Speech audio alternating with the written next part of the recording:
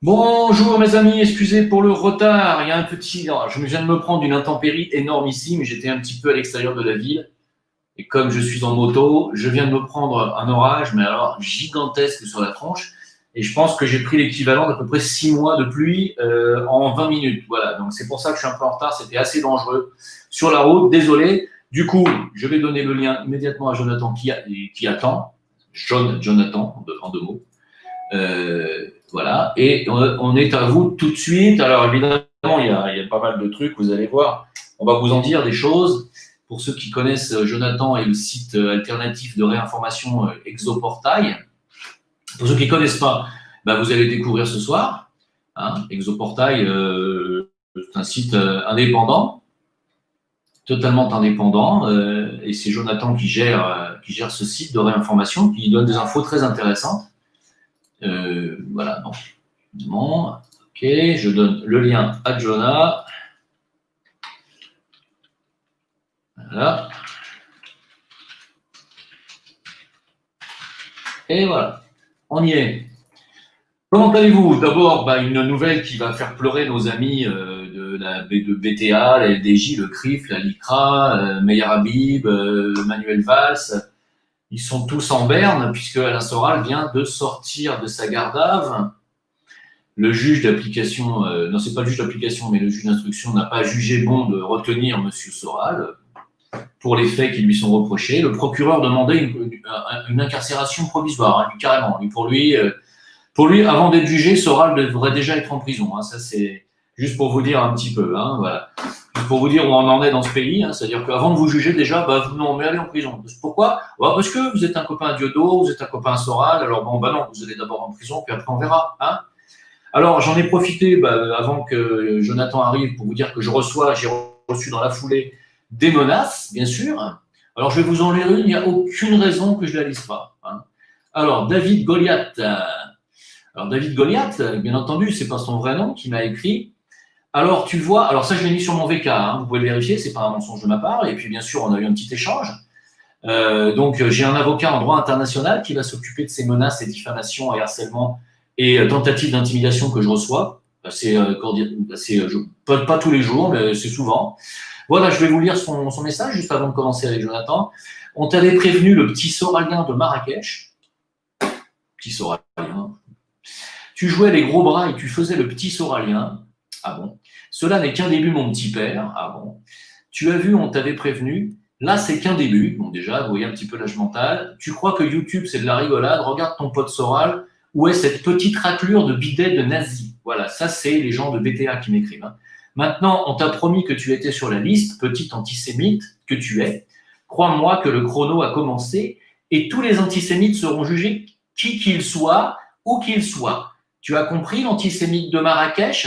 Attends, ton jugement viendra. Alors, voilà ce qu'on m'envoie hein, de temps en temps. Alors d'abord, primo, j'ai envie de répondre à ces gens, ou à ce gamin, à mon avis c'est un gamin de 13 ans qui a écrit. Je tiens à leur dire que leurs petites tentatives d'intimidation, ils peuvent se le carrer où je pense, peuvent se les carrer où je pense, ça se réglera au tribunal. Hein. Là, c'est de la tentative d'intimidation, c'est du harcèlement, c'est de l'intimidation, c'est de la diffamation, me traiter d'antisémite. Pourquoi pas, traitez-moi de nazi aussi, ou de tortionnaire pendant que vous y êtes. Il n'y a pas de tout ça. Hein. Ce qui se passe, c'est que là, à force d'influer visiblement sur des décisions de justice ou sur la police, ce qui se passe, c'est que vous êtes en train d'attiser l'antisémitisme. C'est vous qui l'attisez. Hein. Et donc, si vous voulez faire mettre en garde à vue toutes les personnes qui sont contre vos procédés, vous allez devoir mettre en garde à vue à peu près les 3/4 de l'humanité. Je vous le dis. Donc, bon courage. Et aujourd'hui, vous n'avez pas l'opinion publique de votre côté. Alors, vous avez peut-être la justice de votre côté parce que, pour des raisons qu'on pourrait expliquer assez facilement, mais vous n'avez pas l'opinion publique de votre côté. Et attention, parce que même si les jugements de tribunaux vont dans votre sens, il n'est pas du tout sûr que le jugement divin aille dans le vôtre éternellement. Vous voyez ce que je veux dire? Donc, vous pouvez jouer au cacou sur Terre autant que vous voulez, on risquera de se retrouver un jour au paradis, peut-être pas d'ailleurs. Et il y a une justice. Cette justice divine, elle arrivera tôt ou tard. Voilà, juste pour vous dire que moi, je ne cède pas à la pression, vous ne me faites pas peur, hein, je vous le dis honnêtement, et on se retrouvera. Alors, encore une fois, j'ai invité ces gens à venir me parler. Ils ne parlent pas, ils essayent de me harceler, de m'intimider. Ça ne marche pas, les gars, ça ne marchera jamais. Voilà. Et tout ce que vous faites, c'est que tout ce que vous allez me dire comme ça en privé, je vais le révéler en grand public. Vous qui êtes des gens qui travaillez dans l'ombre du côté obscur, je vais vous mettre à la lumière. Donc, continuez, ça vous retombera sur la gueule tôt ou tard. Voilà, c'est tout ce que je tiens à dire. Jonathan est là, je le fais monter immédiatement. Alors, Jonathan, es-tu là? Coucou, on m'entend? Il est là, on t'entend. Et toi, tu nous entends? Ouais. Nickel. Alors, Jonathan, tu vas pas nous montrer ton visage, je sais que tu l'as jamais montré. Non, non, ça va pas être possible. Bon, d'accord, c'est pas grave. De toute façon, ce qui compte, c'est le contenu de tes informations. C'est pas ton visage. Hein. C'est pas très important. Hein. Comment vas-tu? Bah, ça va, un peu fatigué. Et toi, ça va? Oh, bah, la routine, j'ai envie de dire. Les menaces, les intimidations. Voilà. Avant de te poser des questions sur les sujets qu'on avait prévu de traiter aujourd'hui, tu as un petit avis ou tu as envie de t'exprimer sur la garde à vue de Soral et sa libération récente? Alors, Libération, tu me l'apprends, je suis même pas au courant. J'ai appris hier qu'il avait été arrêté, mais j'ai pas spécialement de détails. J'ai vu le contexte, des flics habillés un peu en civil, etc. dans la rue, si j'ai bien compris. Bon, je sais même pas quelle est la raison, pourquoi est-ce qu'ils l'ont arrêté, atteinte à la sûreté de la nation ou de l'État, un truc dans le genre, je crois. Ouais, c'est ça. C'est pour appel au soulèvement militaire, au coup d'État, oui, c'est ça, contre les intérêts de la nation. Ouais, c'est sûr. C'est pas du tout contre les intérêts de la nation, c'est contre les intérêts de la clique qui est au pouvoir. C'est pas pareil. Enfin, ils se considèrent comme les représentants de la nation, c'est autre chose. Donc Mais oui, c'est pourquoi comme... maintenant? Parce que ça, il l'a déjà fait, ça. Il a déjà plus ou moins appelé dans le passé. Oui, puis il n'est pas le seul à le faire, en plus. Il n'est pas le seul à le faire. Mais oui, oui, oui. Pourquoi maintenant? Ah, bah, je ne sais pas. Qu'est-ce qui se passe? Justement, c'est pour ça que je te demande ton avis. Est-ce que tu penses qu'il y a une accélération des choses, une prise de pouvoir, je ne sais pas, de certains, une prise de pouvoir au niveau. Est-ce que ça a un rapport avec le fait que Dupond-Moretti ait été nommé à la justice et qu'il a une dent personnelle contre Soral, hein, puisqu'ils se détestent tous les deux? Est-ce que ça a un rapport peut-être? Allez savoir. C'est possible, ça peut être tout à fait personnel. C'est possible. Je suis pas au courant vraiment de leur.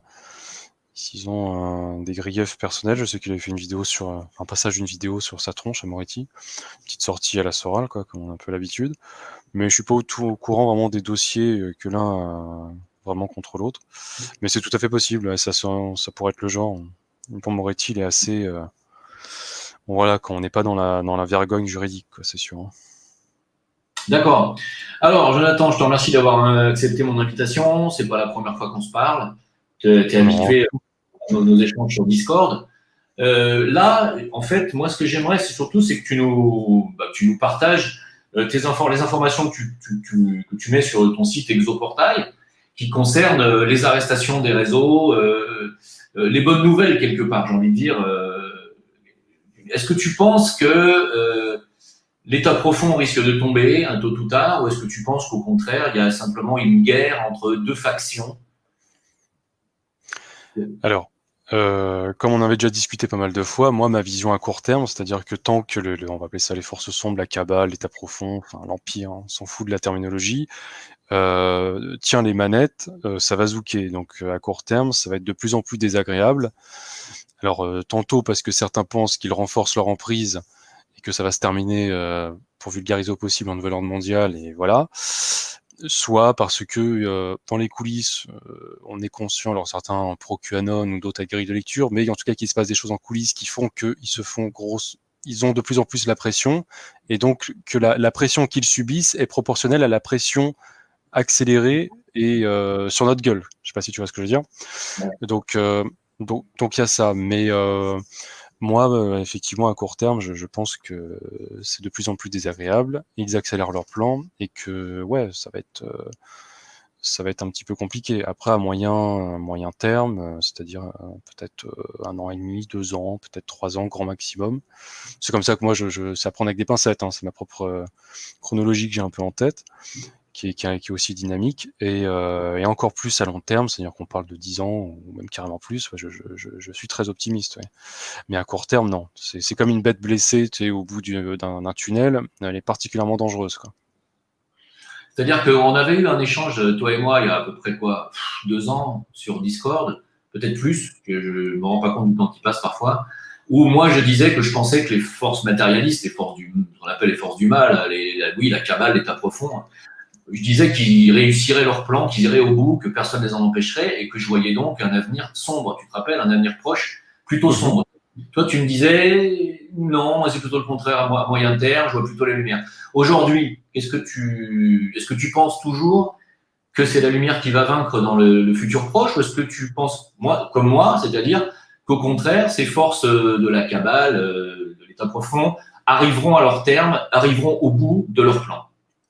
Alors déjà, il faudrait que tu définisses succinctement qu'est-ce que c'est que leur plan pour toi et quelle est la finalité de leur plan pour qu'on soit à peu près d'accord sur la ligne, quoi. Ouais, évidemment, j'ai pas leur plan sous les yeux au total, mais disons que ce qu'on peut voir de leur plan, c'est une vaccination massive, hein, c'est clair, avec un traçage numérique, une identification numérique de l'humanité pour qu'elle puisse ensuite voyager, bouger, retrouver une certaine liberté, mais bien sûr sous contrôle. C'est déjà la base. Et puis ensuite, un grand reset qui va voir la disparition du cash, le remplacement par des stablecoins, des monnaies numériques qui seront totalement tracées. Enfin, on sera fliqué complètement de A à Z et tracé numériquement. Voilà, c'est une nouvelle ordre mondiale, avec en plus l'avènement de l'intelligence artificielle qui prendra le relais dans énormément de métiers. Voilà, c'est comme ça que je le vois. D'accord. Avec le transhumanisme dans l'équation, je suppose. Oui, bien sûr. Tout ce qu'on voit débarquer sur le. Ouais. Est-ce que tu penses qu'ils arrivent? Ouais. œuf, jambon, fromage, comme on dit. De toute manière, c'est déjà en cours depuis pas mal d'années. Et là, depuis la crise avec d'énormes guillemets du Covid-19, ça a mis un coup d'accélérateur massif à ce genre de plan, tu vois. Et voilà, donc moi, j'ai toujours été plus ou moins lucide sur ça. Je me disais, c'est leur plan, ils vont en partie au moins l'appliquer. Mais là, effectivement, le coup d'accélérateur, c'est assez inquiétant à court terme, mais je pense qu'il y a certains points où ils sont assez proches d'y arriver. Il y en a d'autres qui n'y arriveront pas. C'est un peu au cas par cas en fonction de tel ou tel secteur de leur plan. La vaccination obligatoire pour tout le monde, tu vois, principalement en Occident, parce que c'est là où ça a été le plus touché au niveau du Covid. Mais bon, le projet, comme il a dit Bill Gates, hein, c'est de vacciner 7 milliards de personnes en bonne santé, tu vois, c'est même pas. On est dans le minority report médical. Ouais. Et ça, non, j'y crois pas du tout. Je pense je suis même pas certain s'ils arriveront à déployer un ou plusieurs vaccins sur le marché public. J'ai quelques doutes par rapport à ça, mais bon, ça avance dans cette direction tout de même. Et après, pour le rendre obligatoire, ça va être quand même chaud patate, quoi. Moi, je pense plutôt à un espèce de chantage. Bon, déjà avec le fear porn, etc. Et puis il y a des gens qui consciemment, avec leur libre arbitre, vont se faire vacciner, si tant est qu'on en arrive jusque là déjà. Mais quand même, peut-être que l'étape supérieure sera peut-être une sorte de mini-chantage au niveau des libertés, c'est-à-dire que tu pourras pas faire telle ou telle activité, voyager, etc., si ton carnet numérique de vaccination n'est pas à jour. Oui, ça c'est un peu plus probable. Vraiment, le mode orwellien avec l'armée qui te vaccine de force et tout, tu vois, retour dans les heures les plus sombres de notre histoire, ça me paraît quand même franchement too much. Je préférerais avoir raison d'ailleurs et ne pas me tromper, mais ça me paraît too much. Je crois qu'au stade où on en est aujourd'hui, je crois qu'on aurait tous envie de se gourer. Moi, je vais dire franchement, je suis le premier. Je suis le premier à avoir envie de m'être trompé depuis tout ce que j'ai annoncé depuis des années qui est en train d'arriver. Je préférais franchement avoir tort. Je vous dis honnêtement, c'est tellement horrifiant. Alors, moi, comme j'ai répondu à quelqu'un, un de mes followers qui m'a envoyé un message très sympathique il y a aujourd'hui et hier, il m'a dit, Jim, ne perds pas la foi, tu perds la foi en ce moment, les forces de l'ombre ne gagneront pas, etc., etc. Il faut que tu restes centré dans la lumière.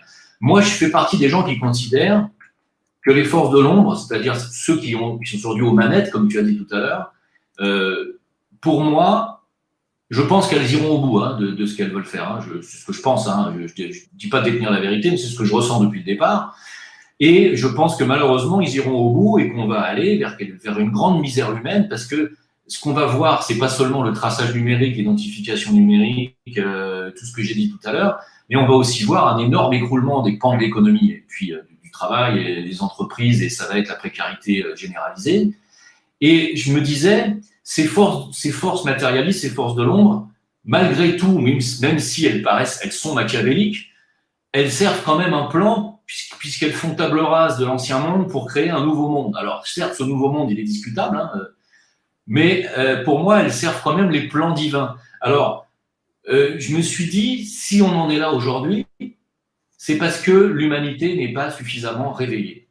Ça aurait pu se passer autrement, ce changement de paradigme, si les gens avaient été réveillés. C'est pas le cas, et malheureusement, comme c'est pas le cas, bah, ça va être douloureux, et c'est les forces de l'ombre qui sont aux manettes. Est-ce que tu partages cet avis?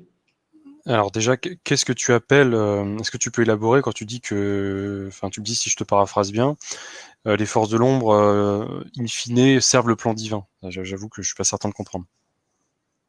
Les forces de l'ombre, celles qu'on a dit, c'est celles de la cabale, celles qui sont en train d'instaurer le puçage, le traçage Oui, oui, numérique, tout ça. mais comment elles servent le plan divin en faisant ça? Ben, parce que pour créer un nouveau monde, on le sait tous, hein, on fait pas d'omelette sans casser des œufs. Hein. Je veux dire, pour créer un nouveau monde, il faut casser l'ancien, ça a toujours été comme ça. Si ça se fait pas de manière naturelle par un déluge, par exemple, qui a été fait de manière divine, si on peut appeler ça comme ça, aujourd'hui, ça se fait par le biais des forces matérialistes, hein, des forces de la cabale, et c'est quand même quelque chose de destructeur. Ce que j'appelle les forces de l'ombre, c'est les forces destructrices. Hein. Ce que Sarkozy et sa clique appellent les forces progressistes ou mondialistes. En fait, c'est les forces destructrices. Elles sont en train de détruire l'ancien monde, l'ordre chrétien, par exemple, en Europe ou en Occident. On détruit un ancien monde pour en apporter un nouveau. Donc, quelque part, moi, je considère que, même si c'est absolument horrible la façon dont ils s'y prennent, ils servent quand même un plan qui est plus grand qu'eux. Tu vois ce que je veux dire? Ouais, j'avoue que je suis pas trop d'accord. C'est-à-dire que bon, il y a des pans qui le détruisent effectivement. Il y a des pans qui transforment un peu comme un papillon, bon, un papillon sombre. Mais essentiellement, je vois pas en quoi ça sert le plan divin. C'est-à-dire que moi, je suis d'accord avec toi pour te dire que d'une manière ou d'une autre, même dans une vision lumineuse, il faut que cette société qui est essentiellement basée sur de l'antivie, hein, une philosophie antivie, disparaissent pour laisser place à quelque chose de neuf et de lumineux. Bon là, le problème, c'est que c'est le même protocole, sauf que c'est pour remplacer quelque chose d'encore plus anti-vie et essayer de mettre une emprise encore plus grande sur l'humanité, nos consciences et nos essences profondes, quoi. Mais je vois pas trop. Pour moi, c'est tout ce qui est souffrance, anti-vie, etc. Je vois pas en quoi ça sert le divin d'une manière ou d'une autre, quoi. Pour moi, c'est la souffrance est une anomalie et c'est pas quelque chose qui sert la lumière pour moi, hein, pour vulgariser possible. Et et voilà, après, s'il y a des gens qui arrivent à prendre par la souffrance, etc., c'est parce qu'ils ont une force intérieure qui permet de dépasser ça. Mais la souffrance n'est pas une condition sine qua non à l'évolution. Pour moi, on est proche de l'anomalie, tu vois. C'est comme ça que je le ressens et que je le conçois. D'accord.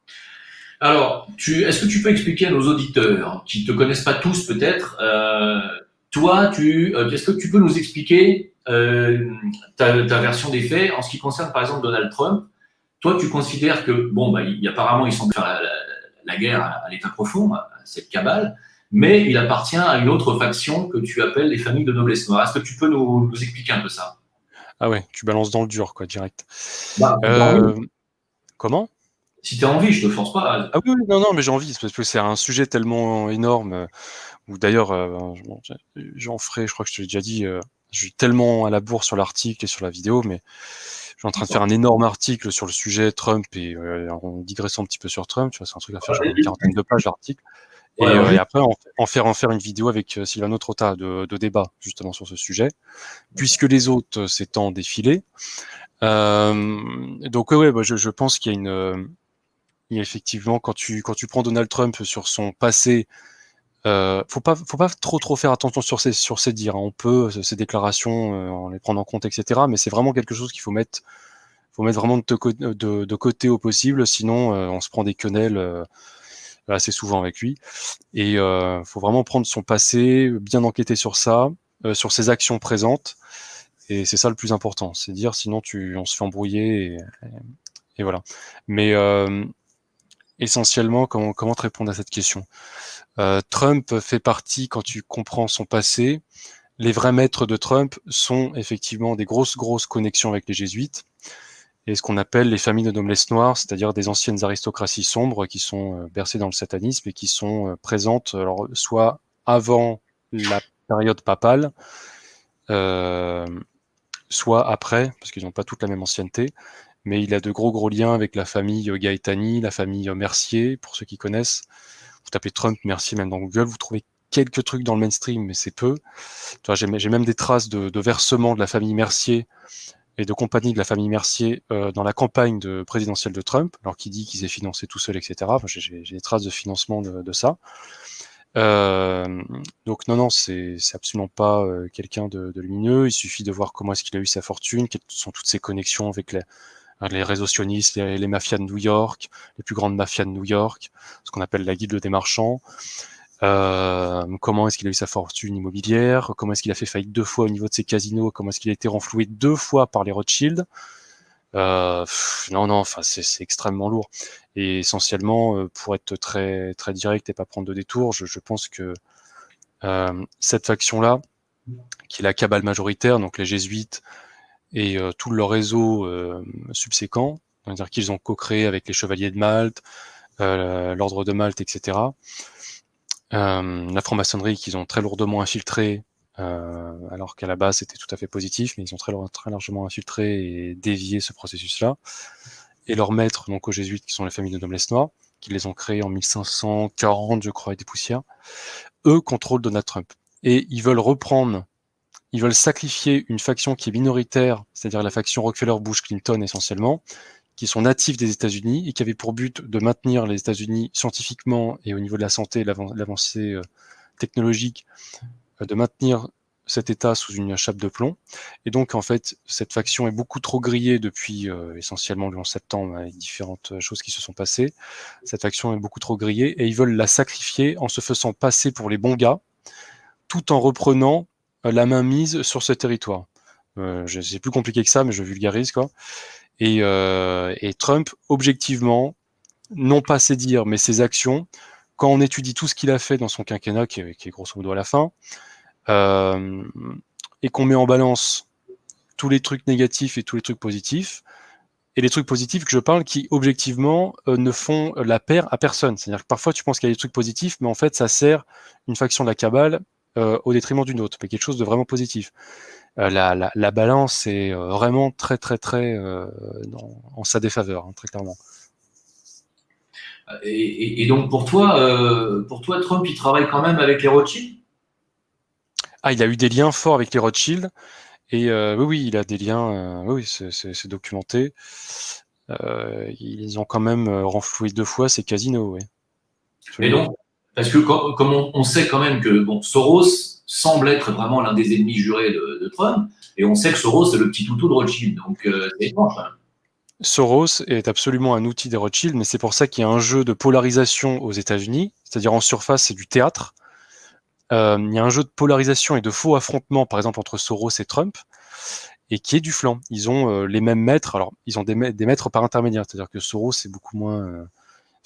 les maîtres directs de Soros, comme tu l'as dit, c'est les Rothschild, c'est en tout cas moi ce que j'ai trouvé documenté. Mais pour Trump, ça va plus loin. Mais par intermédiaire, oui, les Rothschild ont eu une assez lourde influence dans son ascension. C'est une certitude. Donc pour moi, cette fausse opposition, elle reflète la fausse opposition et la polarisation entre la gauche politique et la droite politique aux États-Unis, et qui sert absolument l'État profond mondial, ou on appelle ça la cabale. C'est une certitude. Alors donc pour toi, tous ceux qui crient au grand sauveur en voyant en Trump un grand sauveur et un grand ennemi de l'État profond et de la cabale, pour toi c'est du grand pipeau, quoi. C'est une Ah non, mascarade. non, c'est du grand pipeau. Après, par honnêteté intellectuelle, je suis capable de citer 2 ou 3 choses, comme je te dis, de positifs, et qui, de ma grille de lecture, ne font le jeu de personne, et qui vont dans le sens des réseaux positifs en coulisses. Mais il y en a vraiment très très peu, quoi. J'ai 2 décrets en tête, j'ai une action politique, mais sinon, pratiquement tout peut être débunké très clairement, quoi. Donc non, je vois rien, quoi. Et même l'histoire de... Bon, c'est très accessoire, mais tout ça, on me met parfois dans la tronche quand je discute avec des pro-Trump. Alors, pas les plus radicaux, parce que là, on est vraiment dans l'aspect le plus religieux qui soit. C'est très compliqué de discuter avec ces gens, mais on va dire les plus modérés, tu vois. il me met dans la tronche, mais quand même, il a fait quelque chose au niveau du chômage et tout. Bon, là, avec le Covid, c'est un peu compliqué, mais dans une certaine mesure, c'est à peu près vrai. Mais le problème, c'est que ça engendrait aussi beaucoup d'emplois précaires aux États-Unis. Un peu des emplois à l'allemande. Donc, qu'est-ce qui est le mieux, de toucher le chômage ou de taffer comme un gogol pour des clopinettes? Je sais pas trop. Ça se discute en soi. Moi-même, j'ai pas la réponse, mais ça se discute. Et puis, deuxièmement, plus de gens qui bossent un petit peu, ça fait quoi? Ça fait plus de gens à taxer. Les taxes, où est-ce que ça part? Essentiellement dans les poches de la cabale, quoi, pour faire très simplement. Donc, je vois pas en quoi le chômage est une menace pour la cabale, quoi. Tu vois, ils s'en battent les couilles, quoi. Et même une réindustrialisation un petit peu des États-Unis, qui est d'ailleurs à mitiger, quand tu prends les vrais chiffres, c'est à mitiger quand même.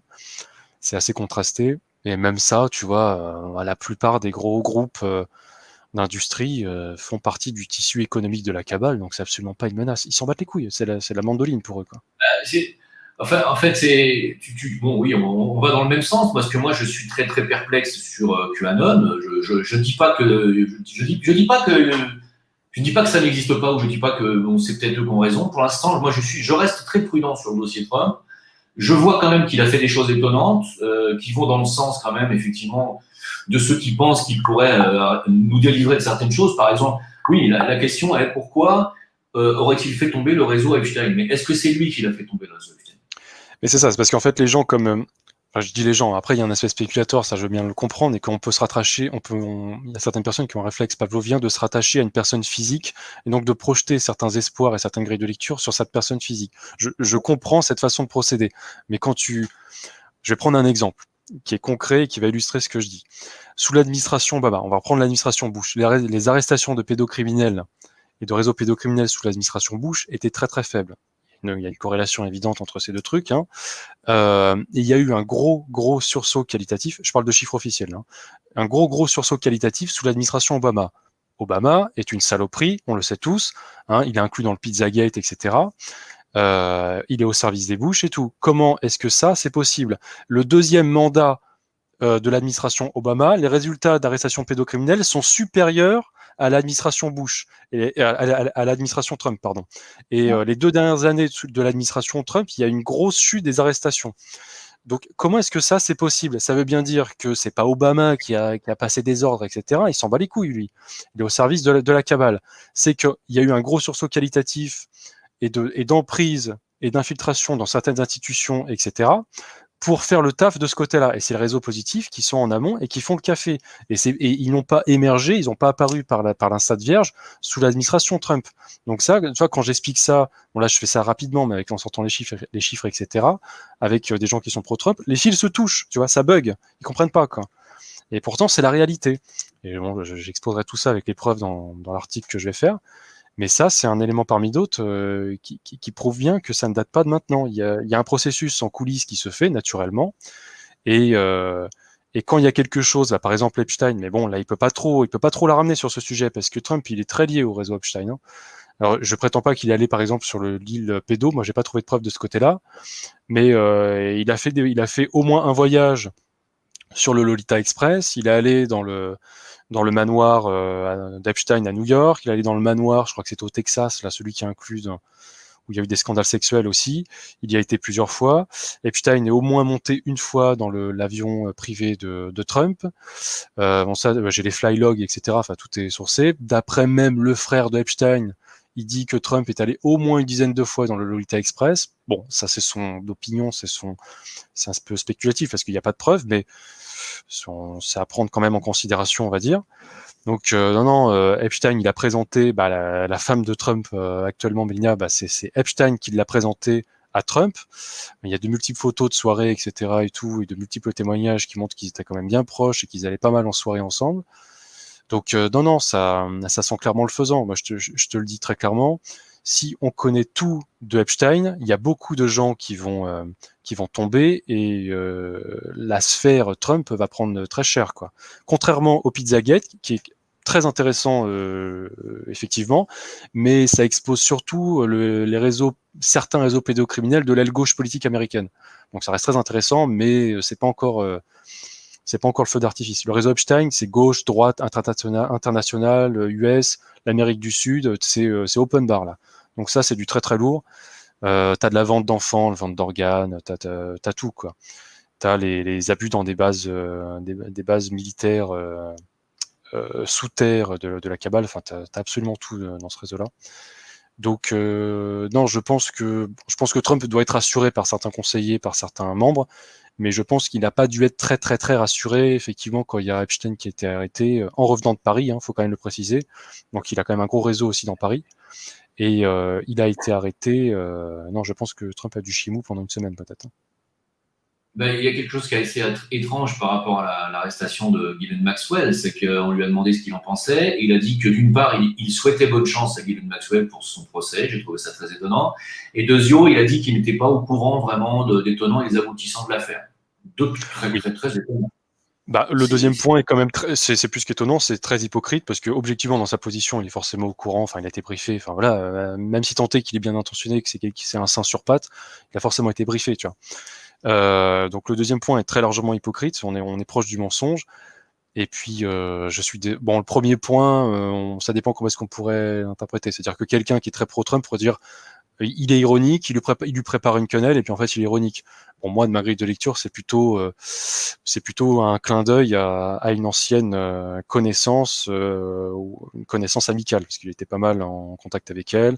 On voit plein de photos où il était en soirée avec et tout. Il était en sortie avec, donc je pense que c'est plutôt une connaissance amicale. Pour moi c'est plutôt une sorte de clin d'œil avec un petit message codé, quoi, on va dire. Mais ça peut être autre chose, ça peut être l'option 1 que je t'ai dit, comme ça peut être une autre interprétation, je sais pas. En tout cas, le deuxième point que tu as évoqué, on est proche du mensonge, ça c'est certain.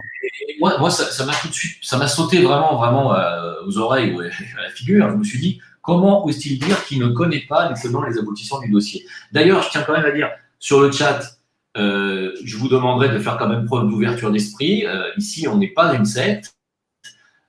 Je fais venir des intervenants qui pensent peut-être pas comme vous.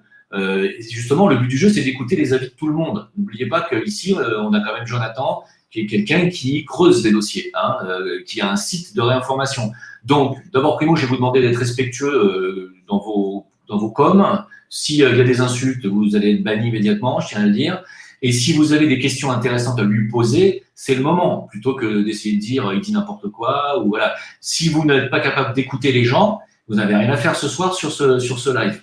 Jonathan nous explique une autre version de ce qu'on essaye de vous faire avaler depuis un certain temps par le biais de certains alerteurs contre lesquels je n'ai strictement rien, mais qui nous rabâchent du matin au soir qu'on est proche de la libération, que la cabale va tomber. Moi, je vois tout le contraire. Alors, Jonathan, on va en parler. C'est vrai que les gens disent oui, mais il a quand même fait tomber le réseau Epstein. Oui, mais ce qu'on oublie, c'est qu'il a fait tomber le réseau Epstein, mais que Epstein s'est fait exécuter. Donc, il a fait tomber le réseau, mais on n'est pas allé au bout du procès, les gars. Il faut quand même préciser deux trucs. Déjà, alors s'il a fait tomber le réseau, il a mal fait, parce que Epstein, il est mort. Enfin, en tout cas officiellement, etc. Peu importe la version, il est mort. Dans ce cas, il n'est pas là. Et c'est pas comme ça qu'on fait tomber un réseau. Donc, soit il a foiré et il n'a pas géré jusqu'au bout, c'est-à-dire qu'il est mort sous son mandat, donc ça fait quand même une grosse tâche sur le CV. Soit il y est plus ou moins pour quelque chose, lui et ses maîtres. Soit c'est une stratégie, mais il faudra expliquer. Enfin, je connais certaines théories là-dessus, stratégie, c'est pour le mettre à l'abri, le faire terminer plus tard, etc. Enfin, pour moi, c'est extrêmement capillotracté. Donc ça, j'y crois pas trop. Il faut quand même préciser que il a fait tomber Epstein mon cul, parce que Epstein, il a commencé à avoir des problèmes sous l'administration Obama, tu vois. Et en plus, c'était pas un niveau fédéral, c'était un niveau fédéré. Ok, donc les États-Unis, ça fonctionne pas comme la France. C'était un niveau fédéré les problèmes qu'il a eu Epstein, et c'était sous l'administration Obama. Encore une fois, Obama est une ordure, on est d'accord. Donc ces soucis à Epstein, ça a pas commencé sous l'administration Trump, pas du tout, du tout, du tout. Et qui c'est qui lui a sauvé le cul à Epstein? Eh ben c'était l'ancien ministre de la Justice de Trump, tu vois, qui était fortement inclus dans le réseau. J'ai oublié son nom là, le chauve Colesta, ou j'ai oublié, mais tu vois à peu près de quoi je parle. Donc, et qui était ministre du travail sous Trump, qui a démissionné parce que ça sentait très très, enfin voilà, ça faisait scandale quoi. Tu vois, il lui avait obtenu un bon petit deal comme il faut. Donc voilà, donc ça faut rappeler, tu vois. Et putain, il y a eu des problèmes bien avant. C'est encore une fois qu'il y avait des gens positifs, il y avait des réseaux positifs qui essayaient de faire le taf et de faire le café de ce côté-là. Et puis voilà, excuse-moi de te couper la parole. S'il y a des gens qui s'énervent sur le sujet de Trump, bon, je compatis parce que je sais que c'est un sujet qui polarise beaucoup, ça remue beaucoup d'émotionnel, etc. Mais il y a un moment, faut méditer, faut respirer, il faut analyser les choses froidement. Quand on commence à être dans la croyance, trop dans l'émotionnel, vous perdez la raison, les gens. Et ce que je dis pour vous, ça vaut pour moi, ça vaut pour tout le monde. Mais vous perdez la raison. Donc il faut regarder les choses calmement, il faut telle personne dit telle chose, quelle preuve avance, vous analysez la preuve, vous allez à la source, vous vérifiez, et vous faites ça pour tout le monde. Que quelqu'un dise du positif ou du négatif sur Trump, il faut avoir la même méthodologie. Voilà, exactement. Alors effectivement, depuis le départ, les gens se disent ouais, mais quand même, il a retiré ses troupes d'Afghanistan, de Syrie, même d'Irak, etc. Il n'a pas déclenché une seule guerre en 4 ans, ce qui est vrai, on peut le reconnaître. Moi, je le reconnais. J'ai dit on verra au bout de 4 ans. Je ne peux pas juger ce mec tant qu'il n'a pas fait au moins un mandat. Là, on arrive au bout de son mandat et je peux toujours pas savoir de quel côté est ce mec-là. C'est pour ça que c'est très intéressant la version des éléments que tu nous livres, parce que ça, effectivement, les gens qui ont l'habitude de penser de manière binaire, c'est-à-dire où tout est noir ou tout est blanc, c'est pas si simple que ça. Il y a des choses qui sont étranges. Effectivement, ils ont essayé de le destituer. Effectivement, ils ont essayé de foutre en l'air la campagne électorale par l'histoire des Russes, etc. Et là, on a affaire maintenant à un Obama Gate. Tout ça est très étrange. On se demande en réalité, c'est pas l'histoire de guerre entre Trump et ses ennemis, mais c'est vraiment une histoire de décideurs qui sont derrière, en coulisses, et qui apparemment s'affrontent. Moi, c'est plutôt comme ça que je le vois. Est-ce que toi aussi tu le vois comme ça? Oui, plutôt. Et puis l'histoire de la pseudo-destitution, je suis désolé, c'est absolument pas crédible. Je crois que c'est une procédure qui a été enclenchée par les démocrates. On est vraiment dans le jeu de la polarisation entre la gauche politique et la droite politique. Et ils savaient très bien, ils sont pas idiots, que ce processus ne pouvait pas arriver à terme, sachant que la Chambre haute est tenue en majorité par les républicains. Donc ce processus allait forcément être bloqué. Donc, mis à part faire du tambour et faire du théâtre, ça ne servait à rien. On est vraiment dans le théâtre, quoi. Et je suis désolé, mais ça, c'est quand même... voilà, là, je viens de te le débouquer en 10 secondes, mais n'importe qui analysait les Trumpistes à faire des vidéos pendant des heures sur ce sujet à l'époque où c'était le branle-bas de combat de ce côté-là, c'était déboucable facilement. Ce processus ne pouvait pas arriver au bout.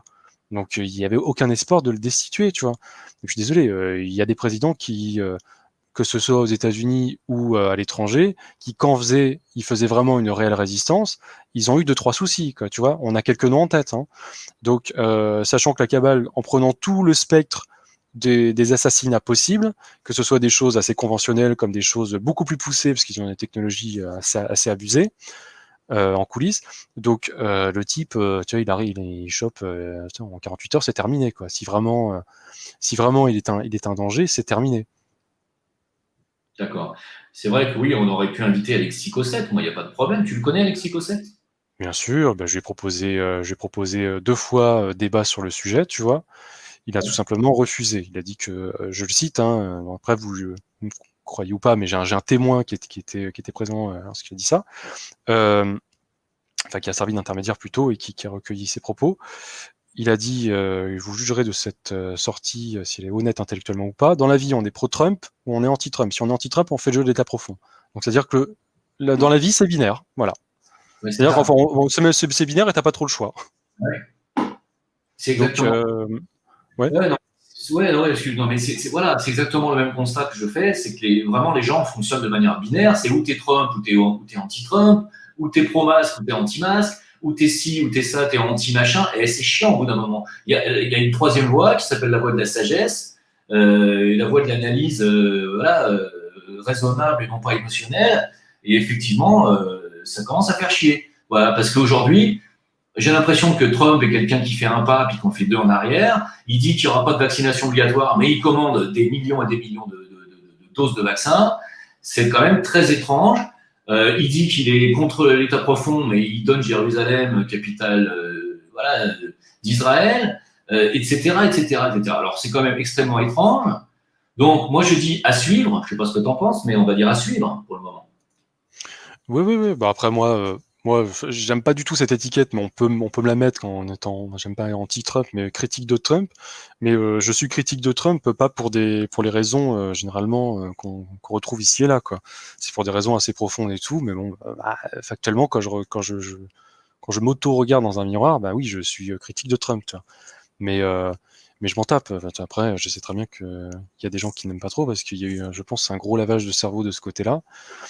Et, voilà. Mais moi, comme je décorrèle Trump des réseaux positifs, parce qu'il y a des gens, quand tu attaques Trump, en fait, ça attaque leur espoir. Et pour eux, si, imaginons, hein, quelqu'un de très pro-Trump, où il y a un niveau presque religieux, et qui le lendemain s'aperçoit que Trump est grosso modo une ordure, et c'est un pion de la cabale, bon, bah, tous ses espoirs partent en fumée, tu vois. Les réseaux positifs, pour lui, bah, ça n'existe plus, ou tu vois, machin. Pour moi, c'est décorréler les deux. Donc, en fait, pour moi, ça change absolument rien, tu vois. Et les deux exemples que je t'ai pris, mais on pourra en dire d'autres, que ce soit pour les chiffres d'arrestation pédocriminelle sous l'ère Obama, et que Epstein ait eu déjà des gros ennuis dès cette période, tu vois, ce sont déjà deux exemples qui corroborent ma grille de lecture et ce que je te dis. Donc pour moi, il y a pas de corrélation entre les deux, quoi.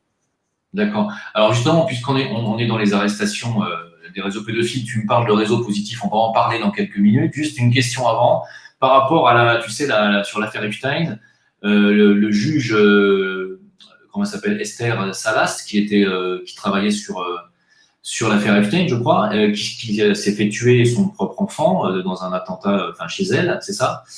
Euh, donc, est-ce que tu peux nous parler de ce dossier rapidement? Il travaillait Alors, pour Israël, hein, cet agresseur, ce tueur. oui. Il a, comment ça s'appelle? Alors déjà, c'était une juge, la juge, comment elle s'appelle? Esther Salas, c'est ça, et qui a été mis avant cet événement, 4 jours avant, sur l'affaire d'Epstein. Mais c'est sur une affaire bien précise, c'est entre la Deutsche Bank et Epstein, parce que la Deutsche Bank a été condamnée, je crois, à 150 millions d'euros, bon, c'est une broutille, hein, mais déjà symboliquement c'est fort, 150 millions d'euros d'amende, parce qu'elle avait absolument pas filtré tous les comptes d'Epstein, enfin, elle avait été très très laxiste, et voilà, ils ont fermé les yeux sur beaucoup de choses, quoi, tu vois. Et c'est vrai il y avait de très très forts liens entre la Deutsche Bank et Epstein. La Deutsche Bank, c'est vraiment une banque, bon, il y en a beaucoup, mais c'est vraiment une banque fortement poubelle pour toutes les activités sombres de la cabale. Mais c'est pas pour rien qu'elle est dans la situation où elle est actuellement. Et donc voilà, donc il y a un agent j'en ai fait un article, je vais pas rentrer dans tous les détails, mais un agent qui est fortement lié aux renseignements privés et à certaines institutions, ce qu'on appelle la CIA un peu privée, c'est-à-dire des institutions, des corporatocraties qui font une office d'officine d'agences privées de renseignement. Et il a travaillé pour ce genre d'officine. Il a travaillé effectivement en lien avec le Mossad. Et donc le type, il s'était habillé en agent FedEx, et puis dès que la porte s'est ouverte, il a tiré sur son fils. Il a blessé son mari, qui, je crois, mais je suis pas certain, je crois qu'il est mort des blessures. Mais elle a au moins perdu son fils, et je crois qu'elle a perdu aussi son mari. Et donc voilà, ça c'était 4 jours après qu'elle fut assignée à ce dossier Deutsche Bank Epstein, qui est du très très très lourd, hein. Donc, du coup, elle a lâché l'affaire, elle n'est plus sur l'affaire ou... Je sais pas du tout. Je sais pas du tout. Vu la situation, je pense que c'est peut-être en suspens ou quoi, mais je sais pas. Faudrait que je me renseigne. J'en profite pour mettre l'article dont on parle, qui est sur ton site. Je le mets dans le chat pour les gens qui veulent aller voir. Ils me disent, y a-t-il des sources, machin, voilà. Donc, je viens de vous mettre l'article sur le chat, Exoportail, affaire Epstein, etc. Vous pourrez aller lire l'article entièrement. Alors, toi, tu penses que Trump sera réélu ou pas? Tu as une petite idée là-dessus? Je pense qu'il sera réélu, oui. Sauf si, en tant que vraiment polarisation finale pour créer, parce que in fine, s'ils veulent une guerre civile aux États-Unis, c'est surtout le plan jésuite, ça. Ils veulent une guerre civile aux États-Unis, d'où la polarisation très forte entre la gauche politique et la droite politique, les affrontements entre les pseudo-nationaux et les Black Lives Matter, etc., la guerre raciale et tout. Et ils veulent une guerre civile aux États-Unis pour justifier une orientation totalitaire à la fois euh, totalitaire au niveau des forces autoritaires, c'est-à-dire police, etc. et tout, et un totalitarisme numérique qui rentrerait en synergie avec le Covid-19, tu vois, donc ça serait pour une double pseudo-justification, à la fois le Covid-19 et à la fois une tension ethnico-raciale aux États-Unis. Donc les deux belles excuses pour ce genre d'orientation et de ligne. Et donc peut-être, en tant que touche finale, ils pourraient sacrifier leur pion, c'est-à-dire assassiner Trump et foutre, ça servirait vraiment de cerise sur le gâteau pour foutre un beau bordel là-bas. Mais ce genre de plan, je pense que c'est, enfin, je suis pas dans les arcanes, mais je pense que il y a peu de chance pour le moment. Mais à mon avis, oui, il serait eu. Moi, de ce que je comprends, il fait grosso modo bien le taf de ces maîtres, donc je vois absolument pas pourquoi est-ce qu'ils s'en débarrasseraient. Ils ont lourdement investi en médias, en argent et en bien d'autres choses pour justement créer le mythe Trump, le mythe du sauveur, etc. Donc je vois pas pourquoi ils se débarrasseraient de cet atout. Voilà. Et Ouais. Joe Biden, le pédophile Joe Biden, à mon avis, n'a aucune chance, comme Clinton n'avait pas beaucoup de chance, quoi. Déjà, la santé de Clinton, c'est tendu, hein, les petites doses d'adrénochrome, ça commence à manquer. Et puis, non, elle est à moitié tarée, enfin neurologique, c'est son système neurologique qui part en cacahuète. Elle était donnée largement en tête quand même, et puis elle a perdu. Hein. Ouais, mais moi, je pense qu'elle était donnée. Mais tu sais que les sondages, bon, c'est un peu du pipeau. Enfin, c'est comme ça que je le ressens. Et je pense que c'était surtout pour légitimer la position de pseudo-anti-establishment de Trump, tu vois. Bah, moi, je sais qu'il y a des gens qui sont déçus d'entendre que Trump n'est pas la personne qu'on attend. Moi, je tiens à préciser quand même que j'ai toujours dit qu'il ne fallait pas attendre de sauveur. Il n'y aura pas de sauveur. Parce que je n'y crois absolument pas. Si Trump était vraiment contre tout l'établissement et toutes les forces obscures, il serait mort depuis longtemps. Ils n'ont pas pris de gants avec Kennedy, ils ne prendront pas de gants avec Trump. Ça, c'est pas possible. Une de ses premières actions de mandat, ça a quand même été de saquer 5 méga-banques parce qu'elles étaient poursuivies pour corruption et blanchiment d'argent, tu vois. Il les a graciées. C'est une de ses premières mesures, hein, je le rappelle. Donc, et entre autres, il y avait Goldman Sachs dans le lot. Donc je dis ça, je dis rien. Mais moi, je précise qu'à la base, par honnêteté intellectuelle, j'étais Trumpiste. C'est-à-dire que par réflexe pavlovien, je connaissais pas beaucoup de Trump, tu vois, pendant l'élection présidentielle. Je savais 2-3 trucs, etc. Bon, le simple fait qu'il était milliardaire, pour moi, milliardaire est égal à un certain degré de crime pour arriver à ce niveau de richesse. Ça me semble assez logique.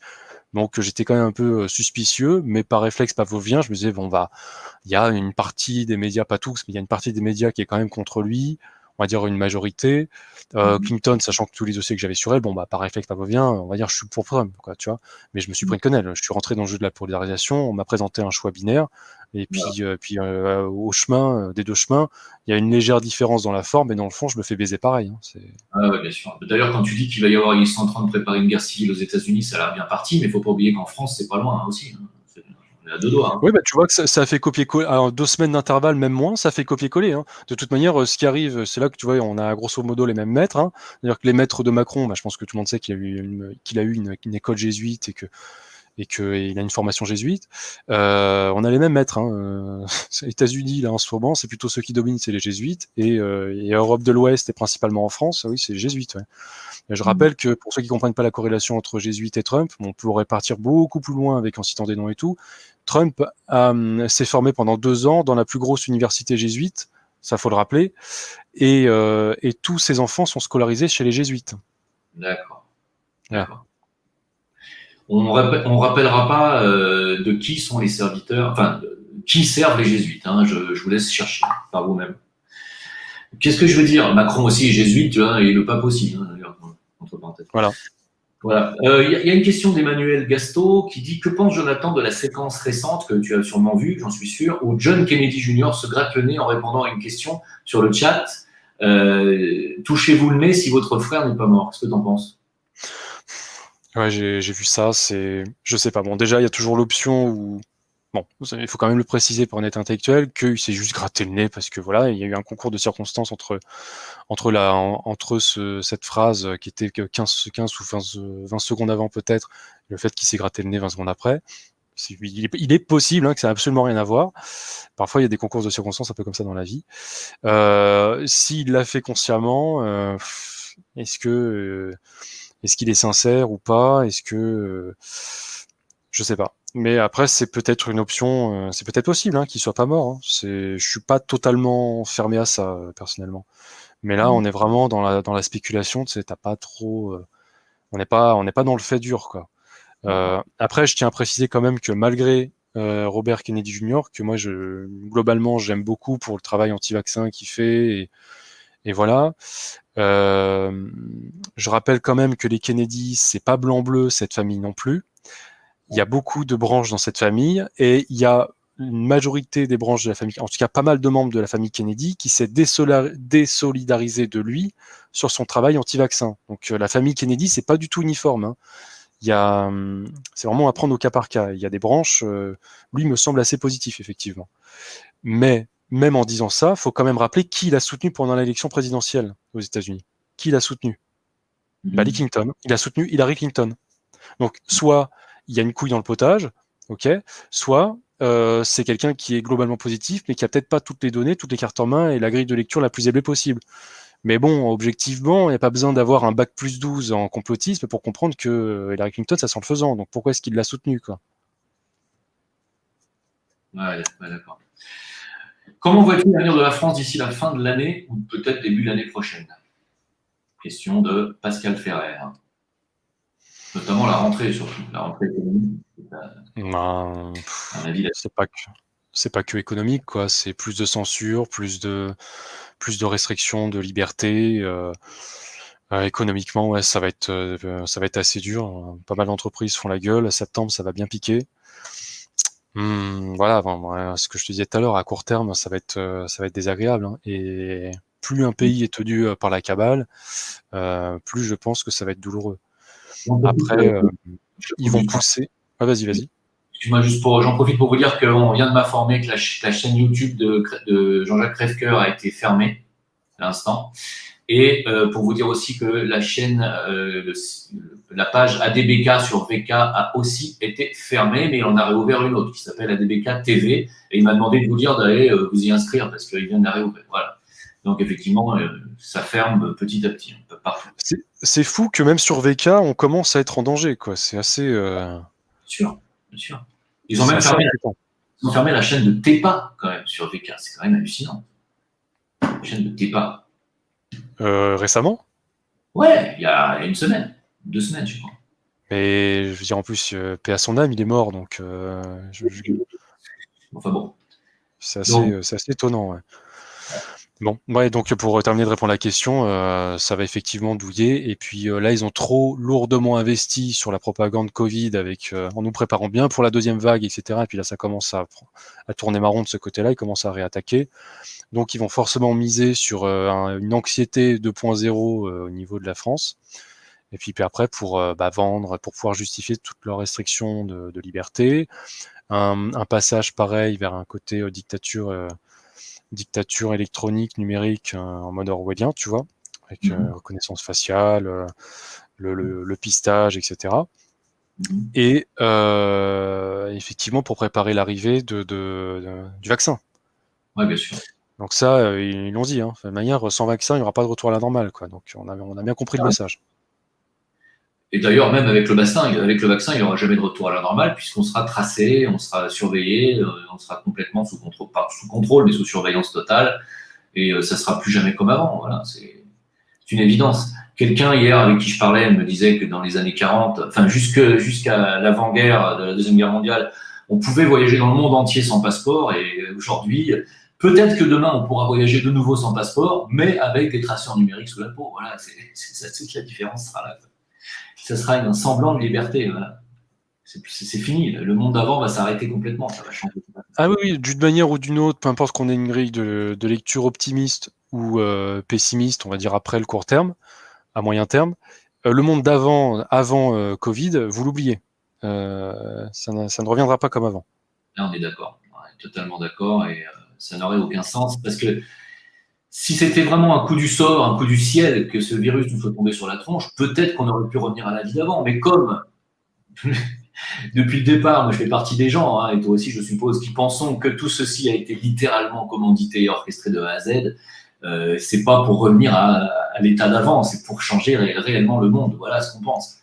Oui, bien sûr, mais le Covid n'est qu'un prétexte, c'est un outil en fait, hein. C'est un outil de transformation. Et moi, je savais pas exactement quel outil allait être employé, mais je crois que je t'en avais déjà parlé. Je sais que tous ne sont pas en symbiose avec la source Cobra, mais moi, c'est une des sources que je suis le plus. Et en septembre 2019, il avait fait un article en disant attention, là, les jésuites et la noblesse noire, enfin vraiment le très haut de la cabale physique, ont un plan pour janvier 2020 spécifiquement qui va commencer, et ils vont actionner certains leviers de leur plan pour fortement accélérer vers le nouvel ordre mondial et donc accélérer vers une société totalement dystopique et orwellienne.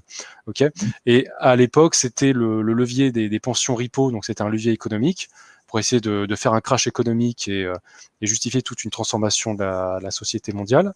Ça a foiré. Après, ils ont essayé de déclencher une guerre, c'était fin décembre, quelque chose comme ça, entre l'Iran et les États-Unis. Hein, je rappelle le rôle de Trump dans toute cette affaire de tension entre l'Iran et les États-Unis pendant cette période-là. Et ça a foiré. Il y a eu une accalmie par différentes diplomaties étrangères, notamment avec la Russie et la Chine. Enfin, surtout la Russie pour le coup, là. Et ça a foiré. Qu'est-ce qui s'est passé moins de 2 semaines plus tard? Bim, Covid.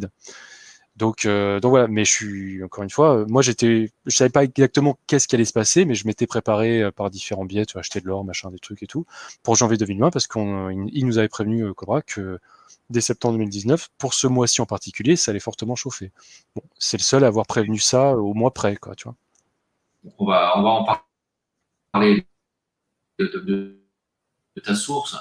Juste, j'ai envie de dire, alors tu as un article sur ton site qui s'appelle Purge de la cabale, revue de presse des arrestations et mises en accusation. Pour toi, il y a vraiment une purge de la cabale, vraiment, de l'état profond mondial? Ouais, alors bon, le titre, c'est pour être totalement franc, c'est surtout pour attirer l'œil et pour que les gens y aillent. Mais quand tu regardes le fond, oui, je mets quand même du lourd.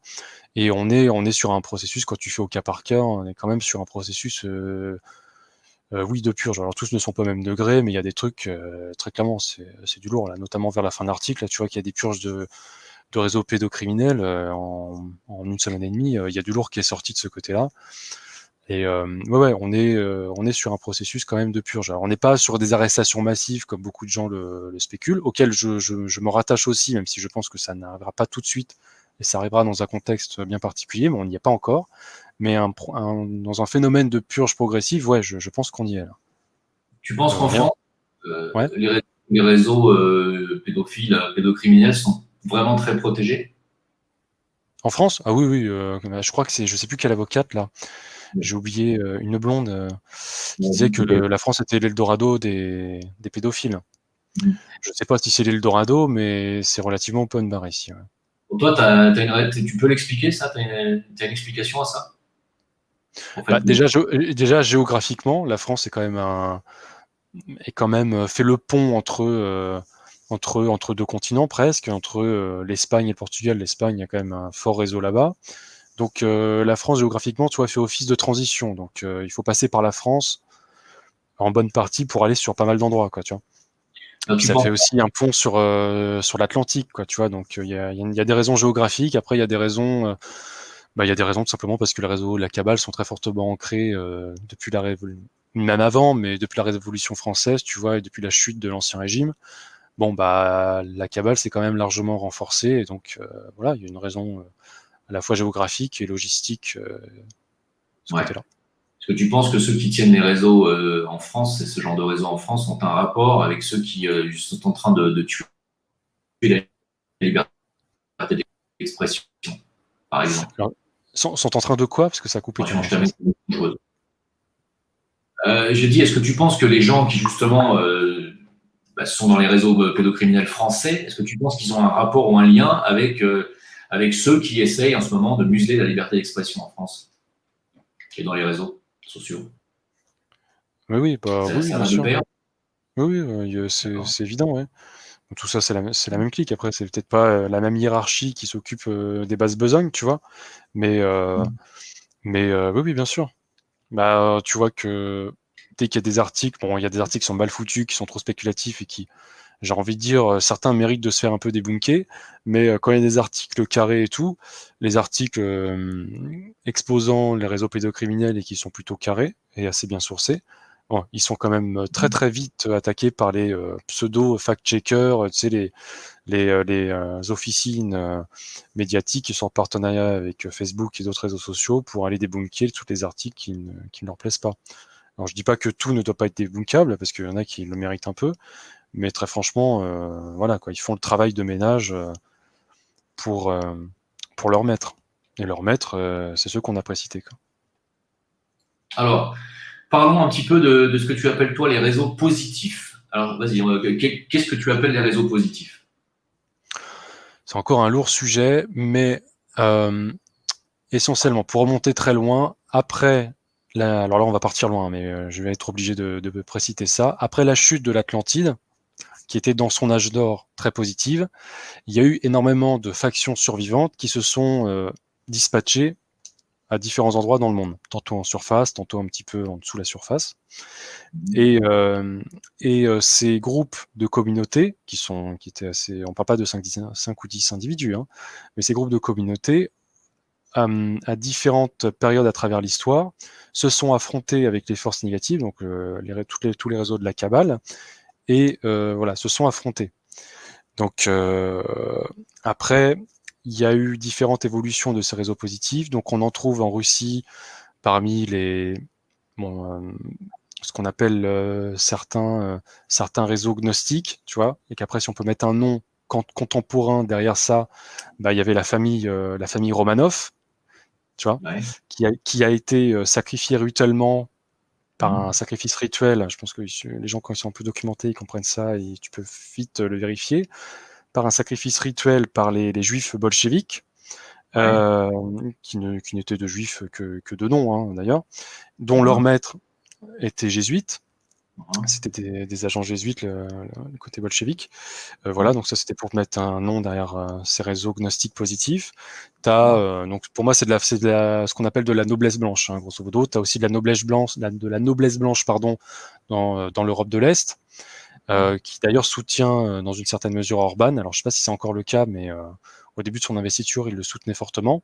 C'est pas pour rien qu'il y a un gros affrontement, et cette fois-ci qu'il n'est pas que médiatique avec des petits tweets à la con, à la Trump. C'est-à-dire que Orban, il a quand même fait des choses. Il a viré Soros de Hongrie, tu vois.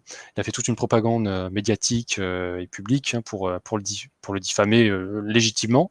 Enfin non, excuse-moi, c'est un oxymore, mais pour lui cracher dessus et fait l'exposer, on va dire. Et il l'a viré, hein, de Hongrie. Moi, j'attends de voir Trump qui vire Soros du territoire des États-Unis. Là, on va Mais se voilà. marrer. Mais là, je suis absolument d'accord avec toi. C'est ce que j'ai. Voilà, c'est exactement ce que j'arrête pas de dire à tous ceux qui sont supra pro-Trump et qui s'imaginent qu'il sera le sauveur de l'humanité. Moi, je dis, tant que je ne vois pas d'arrestation de Bill Gates ou de Soros, je resterai sceptique. Voilà, c'est une évidence. Pourquoi n'arrête-t-il pas son ennemi juré, déclaré? Voilà. Mais allez, j'avoue que l'arrestation, moi, me plairait beaucoup.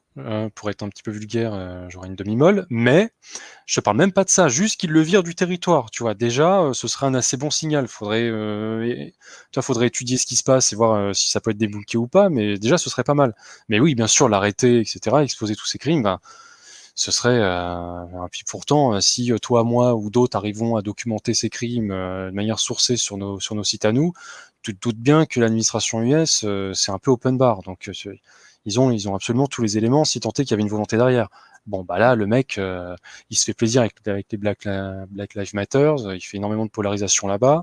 C'est open bar pour lui, tu vois. Ouais, bien sûr. Donc, Ouais, j'allais te poser, enfin, il y a une question enfin, c'est même pas une question, il y a une réaction de Albert G qui nous dit, c'est pas le vaccin qui va vous surveiller, ça sera la puce à l'intérieur ou les nanotraceurs. On est tout à fait d'accord. Le vaccin n'est qu'un prétexte à vous passer l'identification numérique sous la peau. Moi, c'est ce que je pense depuis le départ. Et étrangement, c'est la Russie qui annonce avoir le vaccin prêt à être administré chez les citoyens russes dès le mois de septembre. Étrangement, j'ai envie de dire, c'est très, très, très bizarre, très louche. Toi, tu n'as jamais été pro-Poutine. Pour toi, Poutine, Trump, ça marche pas dans la main, tout ça? non, bah, pour moi, alors, la Russie, aucun pays n'est épargné par la cabale, hein. Tous les pays sont infiltrés par la cabale. Après, c'est une histoire de degrés. Pour moi, la Russie est le pays actuellement le plus épuré de la cabale, ou on va dire, au minima, on va dire le moins infiltré par la cabale. Parce qu'il y a une grosse purge bon, on les appelle les oligarques, moi, j'aime pas trop ce terme, on peut appeler ça comme ça, mais il y a une purge des réseaux, etc. Effectivement, mais la cabale est toujours présente en Russie à un certain degré, hein.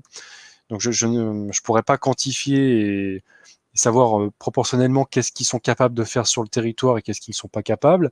Mais au vu de ce que fait Poutine et au vu de là de ses actions, hein, pas du blabla, et à en juger par sa politique intérieure et sa politique extérieure, il a l'air quand même d'avoir pas mal de marge de manœuvre, tu vois.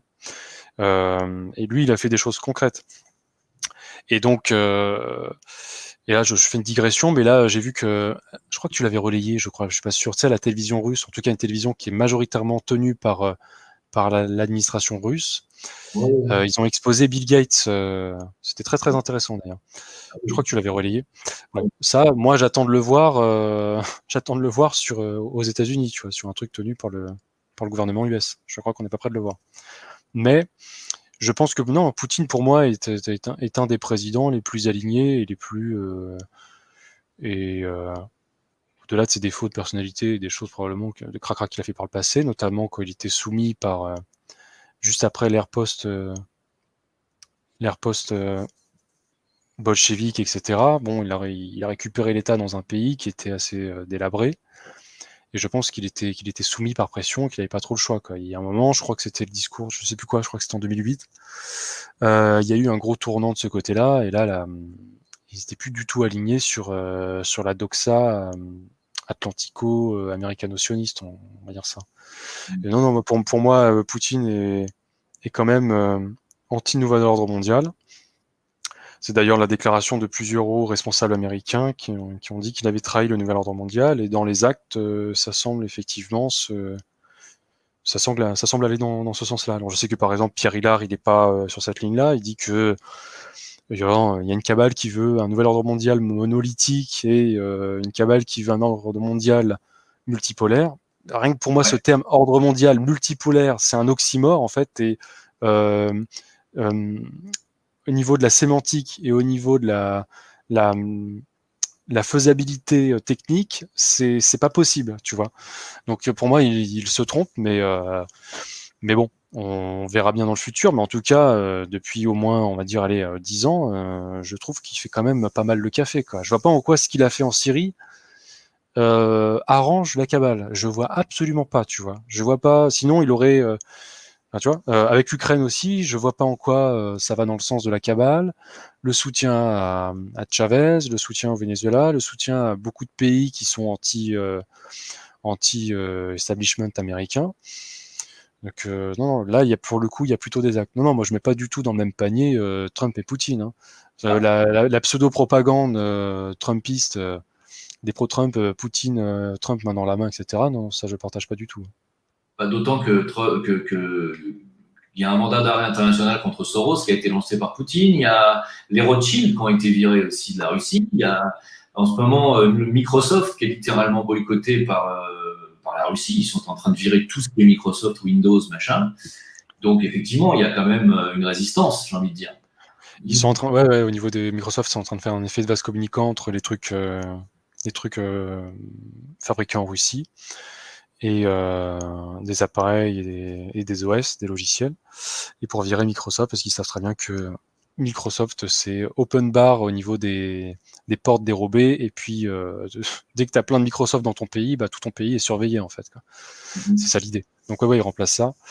Et puis voilà, puis aussi l'Internet souverain qu'il essaie de faire, tu vois. C'est en cours, ils ont déjà fait des tests, et l'Internet souverain russe permet de donner un Internet gratuit à, je crois, 350 ou 400 sites. Enfin bon, voilà, quand tu cumules, il y a énormément de choses au niveau de la Russie qui va dans le bon sens. Alors je dis pas qu'il y a pas des mauvaises choses. Par exemple, là, je viens de voir aujourd'hui ou hier le fait que la Russie a obtenu sa première utilisation, sa licence officielle pour la 5G, tu vois, sa première. Bon, la 5G, on sait tous que ça pue la merde. Alors après, on peut spéculer que oui, mais la 5G russe, elle sera pas nocive, machin. Enfin, pour moi, la 5G, c'est de la 5G, hein, donc je vais avoir l'esprit ouvert, mais là, je vois pas trop. Donc, est-ce que c'est un exemple d'ignorance? Je ne pense pas, mais c'est plutôt un exemple qui va dans le sens que Big Tech, l'aspect Big Tech de la cabale est aussi présente et a aussi une influence en Russie, encore malheureusement. Après, pour l'histoire du vaccin, je sais pas. Peut-être que ce vaccin, parce que tous les vaccins ne sont pas à mettre au même degré de dangerosité. Moi, je suis anti-vaccin de base, mais je sais que voilà, il y a des degrés d'hostilité, et que peut-être ce vaccin, en termes de rapport bénéfice-risque, peut être dans l'absolu intéressant. Ça reste à débattre, à analyser. Je sais pas, je suis pas expert sur le sujet, mais c'est une possibilité à étudier. ou alors il est tout aussi hostile et fait tout aussi le plan de la cabale. Et dans ce cas-là, c'est en plus de Big Tech, il y a des influences de Big Pharma qui sont aussi présentes dans une certaine mesure en Russie. Voilà, tout ça se discute, mais en tout cas, pour moi, la Russie a quand même fait beaucoup de choses d'intéressantes depuis au moins 10 ans. De toute façon, oui, effectivement, les Russes annoncent un vaccin qui serait sans effet secondaire. Bon, moi, j'y crois pas du tout. Un vaccin sans effet secondaire, ça n'existe pas. Mais ce qui est étrange, c'est qu'ils ont vacciné ils disent avoir vacciné l'élite, c'est-à-dire les milliardaires russes, en avril. On sait tous, tous les gens qui sont ici, savent pertinemment qu'un vaccin ne s'élabore pas en 2 mois, que c'est minimum 1 an et que c'est plutôt entre 5 et 10 ans.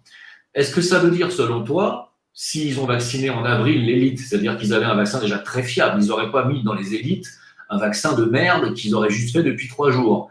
Est-ce que ça veut dire que le vaccin était prêt pour toi depuis des années et que donc le virus, il l'avait depuis des années pour élaborer ce vaccin?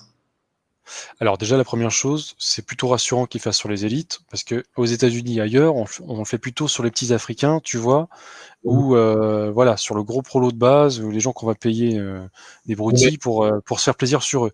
Donc déjà, au moins, eux, ils testent sur les élites, on va dire. Il y a un petit côté rassurant, puis au moins, on prend la pyramide dans l'autre sens pour une fois. Bon, c'était un peu une boutade, mais c'est pas totalement. Après, peut-être que c'était prévu d'avance, etc. Peut-être que c'était pas le cas. Le problème, c'est qu'avec quelle technologie et quel laboratoire a développé ça, parce qu'on sait très bien que peut-être qu'ils ont employé des techniques qu'ils ont un peu en coulisses, c'est-à-dire des technologies militaires, de développement de vaccins, je ne sais pas. Mais quand on sait l'avance qu'a une grande partie du secteur militaire sur le civil, peut-être que ça permet de réduire pas les coûts, mais la durée d'élaboration des vaccins, et que c'est peut-être une explication comme d'autres de pourquoi c'est allé vite. Mais peut-être que c'était tout simplement prévu en avance, peut-être qu'une forme de complicité, peut-être que c'est juste en opposition, ils avaient capté en avance les plans de la cabale, et donc ils travaillaient dessus en mode opposition, tu vois, pour leur couper la chic avec un vaccin mis en avance sur le marché qui n'a pas du tout, ou en tout cas beaucoup moins d'effets secondaires que les vaccins de la cabale. On peut partir dans plein de spéculations. Je n'ai pas la réponse, mais c'est en tout cas troublant que ça soit dispo en septembre. Ouais. Bien sûr, bien sûr, bien sûr. Est-ce que, je veux dire, il y a quelqu'un qui m'écrit: bonjour Jim, j'essaie de te joindre depuis quelques jours, c'est important, si tu as le temps de répondre, ça serait sympa. Je te réponds. Mika, c'est très facile de me joindre. Tu m'écris à Jim Leveilleur, tout attaché, jimleveilleur@gmail.com. Très, très, très facile de me joindre. Tu peux me joindre sur VK à Jim Leveilleur, tu peux me joindre sur Kwauki à Jim Leveilleur, tu peux me joindre sur gab-désormais.com à Jim Leveilleur, et tu peux me joindre sur ok.ru à Jim Leveilleur. Je ne peux pas faire mieux, et même sur Discord. Donc, je suis joignable à peu près partout. Donc, voilà, c'est très facile de me joindre. Il suffit de réécouter ce que je viens de dire en réécoutant la vidéo. Voilà, on est à 1h12. J'ai donné tous les liens pour me joindre. J'ai vu que tu avais mis un article sur cette magnifique visite surprise de BHL en Libye, qui s'est fait refouler par des antisémites. C'est méchant quand même, non? Ouais. Je vais mettre le lien sur le chat tout de suite quand même, pour ceux qui n'ont pas vu. L'image de mise en avant de l'article n'a absolument rien à voir. Je me suis juste fait plaisir. Oui. Mais bon, apparemment, il était en petite mission Sayanim pour foutre la merde. Et apparemment, il s'est fait virer par des milices armées qui lui étaient absolument pas acquises. Donc, écoute, tant mieux. C'est méchant quand même, non? Oui. C'est-à-dire que c'est quand même qui a quand même poussé au cul Sarkozy pour qu'il bute Kadhafi et qu'il foute le pays en l'air, quand même. Faut quand même pas oublier. Voilà. Ah oui, il a une très large responsabilité sur ce qui arrivait en Libye. Et puis quand une ou deux personnes lui a reproché, il a dit qu'il regrettait absolument pas, que pour lui c'était quelque chose de positif ce qui s'est passé. Il suffit de voir la gueule du pays pour illustrer ses dires. Mais on sait très bien à qui. Pour quelle entité et quel pays il était en mission pour faire ça. Donc voilà. Mais... Tu parles de quoi? Je ne vois pas. C'est Guirlande, pays à Guirlande. Guirlande du Sud. D'accord. Ouais, c'est tout à fait ça. D'ailleurs, c'est quand même très étrange ce pays dont tu parles là, d'ailleurs qu'on n'a plus le droit de nommer. On n'a plus le droit. Là, on est passible de peine de mort directement bientôt. Ce pays, c'est très étrange. Tout autour de lui, je ne sais pas si tu as remarqué, il n'y a que des drames. Il y a l'Égypte qui a été dézinguée par le printemps arabe, il y a la Libye qui a été mis à feu et à sang, l'Afghanistan, tu sais, rasé carrément, la Syrie, La Syrie, ouais. ils sont foncés dans les coins, l'Irak, ils ont tué 1 200 000 civils. Je sais pas, c'est bizarre, non, quand même, j'ai envie de dire. Il y a qu'en Méditerranée qu'ils n'ont pas réussi à frotter, disons. Hein? Il y a un projet de grand Guirlande, quoi. Voilà, c'est ça. Je n'ai pas envie de m'étendre sur ce sujet.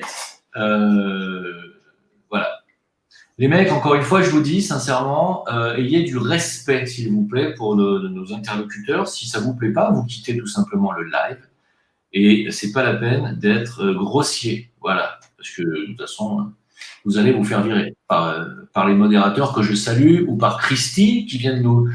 Coucou Christy qui nous vient tout droit d'Australie. L'Australie qui est confinée jusqu'à peut-être, je crois, juin 2021, juste pour vous dire. Alors, pas confinée. Les frontières sont fermées jusqu'à minimum janvier 2021. C'est ça, Christy. Minimum.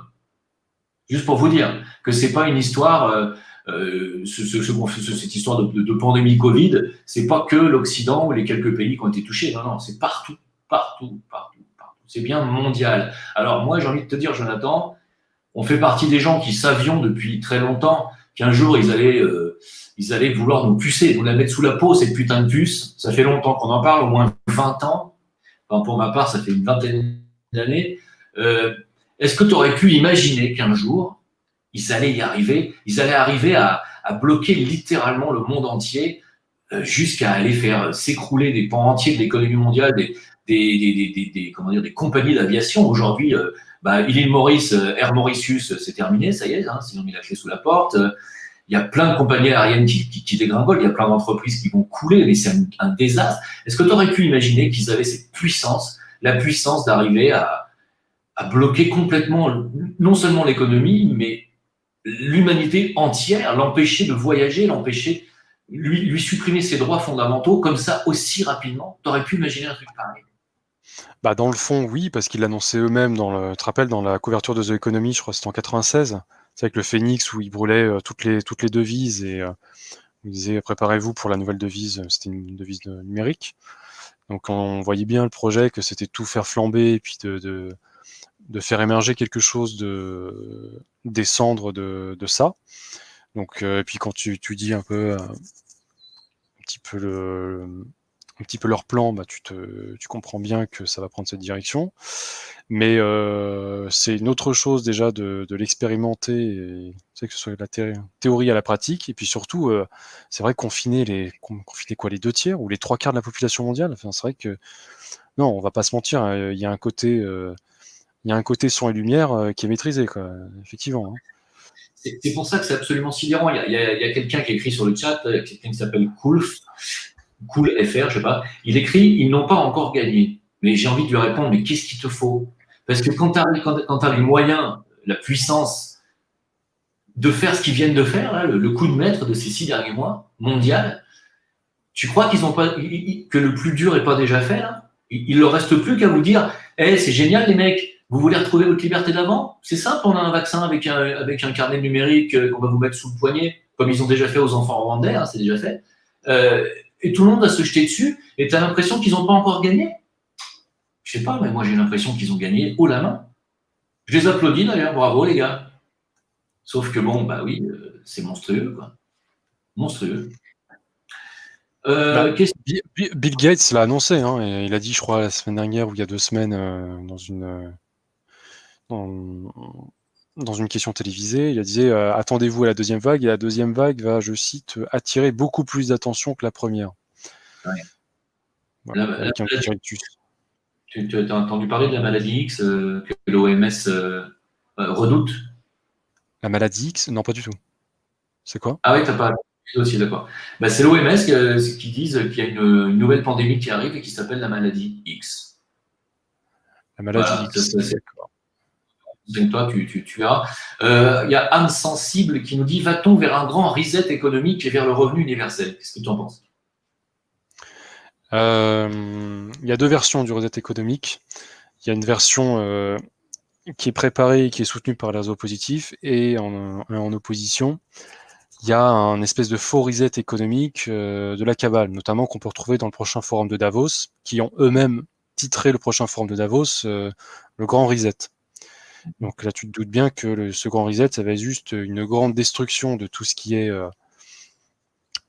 cash, l'accès au cash, et une grande surnumérisation de tout le pan économique mondial. Donc à corréler avec l'avènement et la synergie avec les crypto-monnaies, tu vois, qui est d'ailleurs très largement avancée quand tu comprends toutes les transactions et les discussions entre les banques centrales et les crypto-monnaies en cours.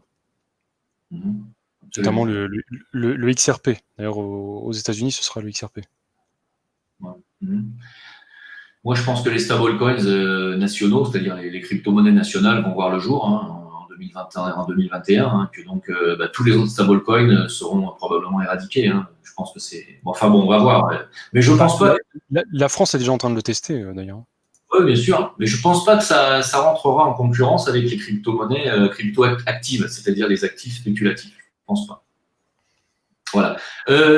Les États-Unis, on l'a dit tout à l'heure, ont acheté 100 millions de doses de vaccins expérimental, donc à Pfizer, pour un montant de 2 milliards de dollars. Je mets l'article sur le chat. Donc, pour ceux qui disent Trump ne fera pas vacciner de force, tu y crois, toi, sincèrement? Ça dépend ce qu'on appelle de force. Si ça arrive jusqu'au bout, si la cabale arrive à pousser cet agenda-là, ce qui n'est pas une certitude non plus, mais s'ils y arrivent, ce sera pas de force dans un premier temps. C'est trop bourrin. Donc ça va être plutôt une sorte de chantage, comme je te disais tout à l'heure. C'est-à-dire qu'il y a une partie des gens qui vont se faire vacciner d'eux-mêmes. Il n'y aura même pas besoin de, même si, tu vois, il pourrait même s'ils pouvaient payer, tu vois, ils le feraient. Et il y a une autre partie de la population qui, eux, vont devoir avoir un petit peu de pression. Donc, c'est-à-dire, tu auras des restrictions de liberté si tu n'as pas ta petite dose vaccinale et ton carnet numérique de vaccin à jour. C'est absolument ça. Bon, de toute façon, là-dessus, on est d'accord. Je pense que. Est-ce qu'il y a un sujet que tu avais envie de nous révéler ou dont tu avais envie de nous parler en particulier qu'on n'a pas encore abordé? C'est un prélude à l'article que je vais faire sur Trump qui sera beau, sera énorme. Mais quand des gens essaient de faussement opposer Bill Gates et Trump, je ne vais pas forcément en parler, mais juste recommander au moins la lecture de l'article qui s'appelle Enquête Trump vs Bill Gates, vraiment. Et tout est ultra sourcé, etc. Et ça débunk très bien cette fausse opposition qui est entre les deux. C'est-à-dire que ça débunk, tu sais, le fait que l'administration Trump s'est retirée du financement de l'OMS, tu vois. Ouais. Bon, voilà. Ça, c'est très largement abusif parce que en fait, il y a la Gavi, je ne sais pas si tu connais, la Gavi qui est soutenue par Bill Gates et bien d'autres officines supra-pharmaceutiques qui sont financées et ou soutenues par Bill Gates. Et l'administration Trump leur a lâché des gros chèques en centaines de millions, quoi, tu vois, et même parfois en milliards. Et donc, le cumul donné à ces officines qui sont en lien avec Bill Gates est fortement supérieur aux quelques millions en fait qui ont été retirés de financement de l'OMS. Donc, il y a eu un effet de vase communicant et très largement en faveur de Bill Gates. Et c'est ça que j'essayais de démontrer et d'expliquer dans l'article, parce que je pense qu'il y a des félicitations qui ont été attribuées un petit peu abusivement, là, pour le coup. Alors, il est dit que Bill Gates est plus ou moins sponsorisé, en tout cas dirigé dans l'ombre par les BlackRock. Les BlackRock, ils ont la puissance financière de la France et de l'Allemagne, du PIB de la France et de l'Allemagne réunis, c'est-à-dire 6 000 milliards de dollars. Est-ce que tu connais les gens qui composent BlackRock? Non, pas énormément. Enfin, je connais BlackRock un peu, mais c'est pas un sujet que j'ai ultra poussé. Moi, ce que j'ai trouvé derrière Bill Gates, c'est plutôt Rockefeller et un peu de Noblesse Nord. Mais j'ai pas trouvé du BlackRock derrière. Si tu as des articles, trucs carrés, sources ou quoi, ça m'intéresse absolument. C'est Égalité et Réconciliation qui avait sorti l'article. D'accord. Ouais. Par contre, la femme de Bill Gates se balade avec une croix chrétienne renversée. Ouais, absolument. Ouais, ouais. Ils font partie de quoi? D'une secte que tu connais? Ils sont quoi, de l'église de Satan? Officiellement, je sais pas. Par exemple, les Clinton, ils sont officiellement. Par exemple, c'était la fille de. Je fais une digression là, mais la fille de Clinton, de Hillary Clinton, je sais plus comment s'appelle son prénom, mais qui avait souhaité justement une bonne année sur Twitter à l'église de Satan. Donc je pense qu'elle doit avoir la carte kiwi certainement. Et pour Bill Gates, je sais pas, mais vu la croix que porte sa femme, on a compris que la chrétienté orthodoxe, c'était pas sa came, quoi. Absolument d'accord. Absolument d'accord. Très bien. S'il y a des gens qui veulent poser des questions, vous mettez un Q majuscule sur le chat et vous posez votre question après le Q majuscule. Comme ça, vous profitez du fait que Jonathan soit là pour qu'il vous réponde directement. Hein, puisque... Alors, que pensez-vous de l'Apocalypse de Jean? Visiblement, on est en plein dedans. Ça t'intéresse, cette version scatologique? J'ai lu l'Apocalypse de Jean, mais ça fait longtemps, hein, ça doit faire 10 ans, un truc comme ça, je m'en souviens plus énormément. Mais ça m'avait parlé à l'époque, ouais. Après, je pense que globalement, ce qu'il faut en retenir, c'est qu'on est à une période de révélation, en fait, et que l'Apocalypse, ça veut pas dire destruction en mode Mad Max, mais c'est mise Ouais, en lumière, c'est révélation pour moi. absolument. Absolument. Je suis tout à fait d'accord. D'ailleurs, c'est ce qui se passe, c'est que justement, les forces matérialistes qu'on appelle les forces de l'ombre, hein, ou les forces du mal, sont en train de révéler leur plan. On est en pleine révélation. C'est tout à fait ça. Hein. Il y en a qui disent, alors, il y en a qui disent, en fait, en réalité, ils accélèrent le plan parce qu'ils savent que leur temps est compté. Est-ce que tu penses qu'ils accélèrent ce plan parce que justement leur temps est compté, ou est-ce que simplement ils l'accélèrent parce qu'ils voient qu'ils gagnent, qu'ils ont la main et que ils ont tout simplement envie de nous mettre le plus rapidement possible en esclavage? Non, non, je pense que c'est la première option pour moi. Après, Ouais. il y a une partie de la cabale, on va dire la cabale inférieure, qui n'a pas la plus haute, les plus hautes informations, la plus grosse grille de lecture, qui pense peut-être être dans une position dominante et qui mettent en place certains ordres en pensant que c'est open bar et que c'est gagné pour eux. Mais la cabale supérieure, c'est très largement que leur temps est compté et qu'une bonne partie de leur action se retourne contre eux. Bah, déjà, leur plan par rapport à différentes invasions de tel pays, de déstabilisation, euh, que c'est foireux. Je sais pas, enfin, depuis le 11 septembre, quand tu fais la liste des échecs, il n'y a absolument pas eu des réussites. Hein. Je sais même pas si on est sur un 50% de réussite. Ça pourrait même être moins que ça. Mais globalement, regarde même la situation Covid. Bon, c'est très désagréable, on en convient tous. Je sais pas si on peut le quantifier, mais moi j'ai pas mal d'exemples autour de moi. Je dirais pas tous, mais j'ai quand même pas mal d'exemples. Alors que je côtoie, tu vois, grosso modo, des gens plus ou moins éveillés quand même. Et c'est pas pour être hautain pour dire ça, mais tu vois, c'est des gens que je côtoie un petit peu. Et ben des gens à qui ça a servi en fait d'accélérateur de conscience, tu vois, d'éveil, à un point où ils ont fait un bond assez phénoménal.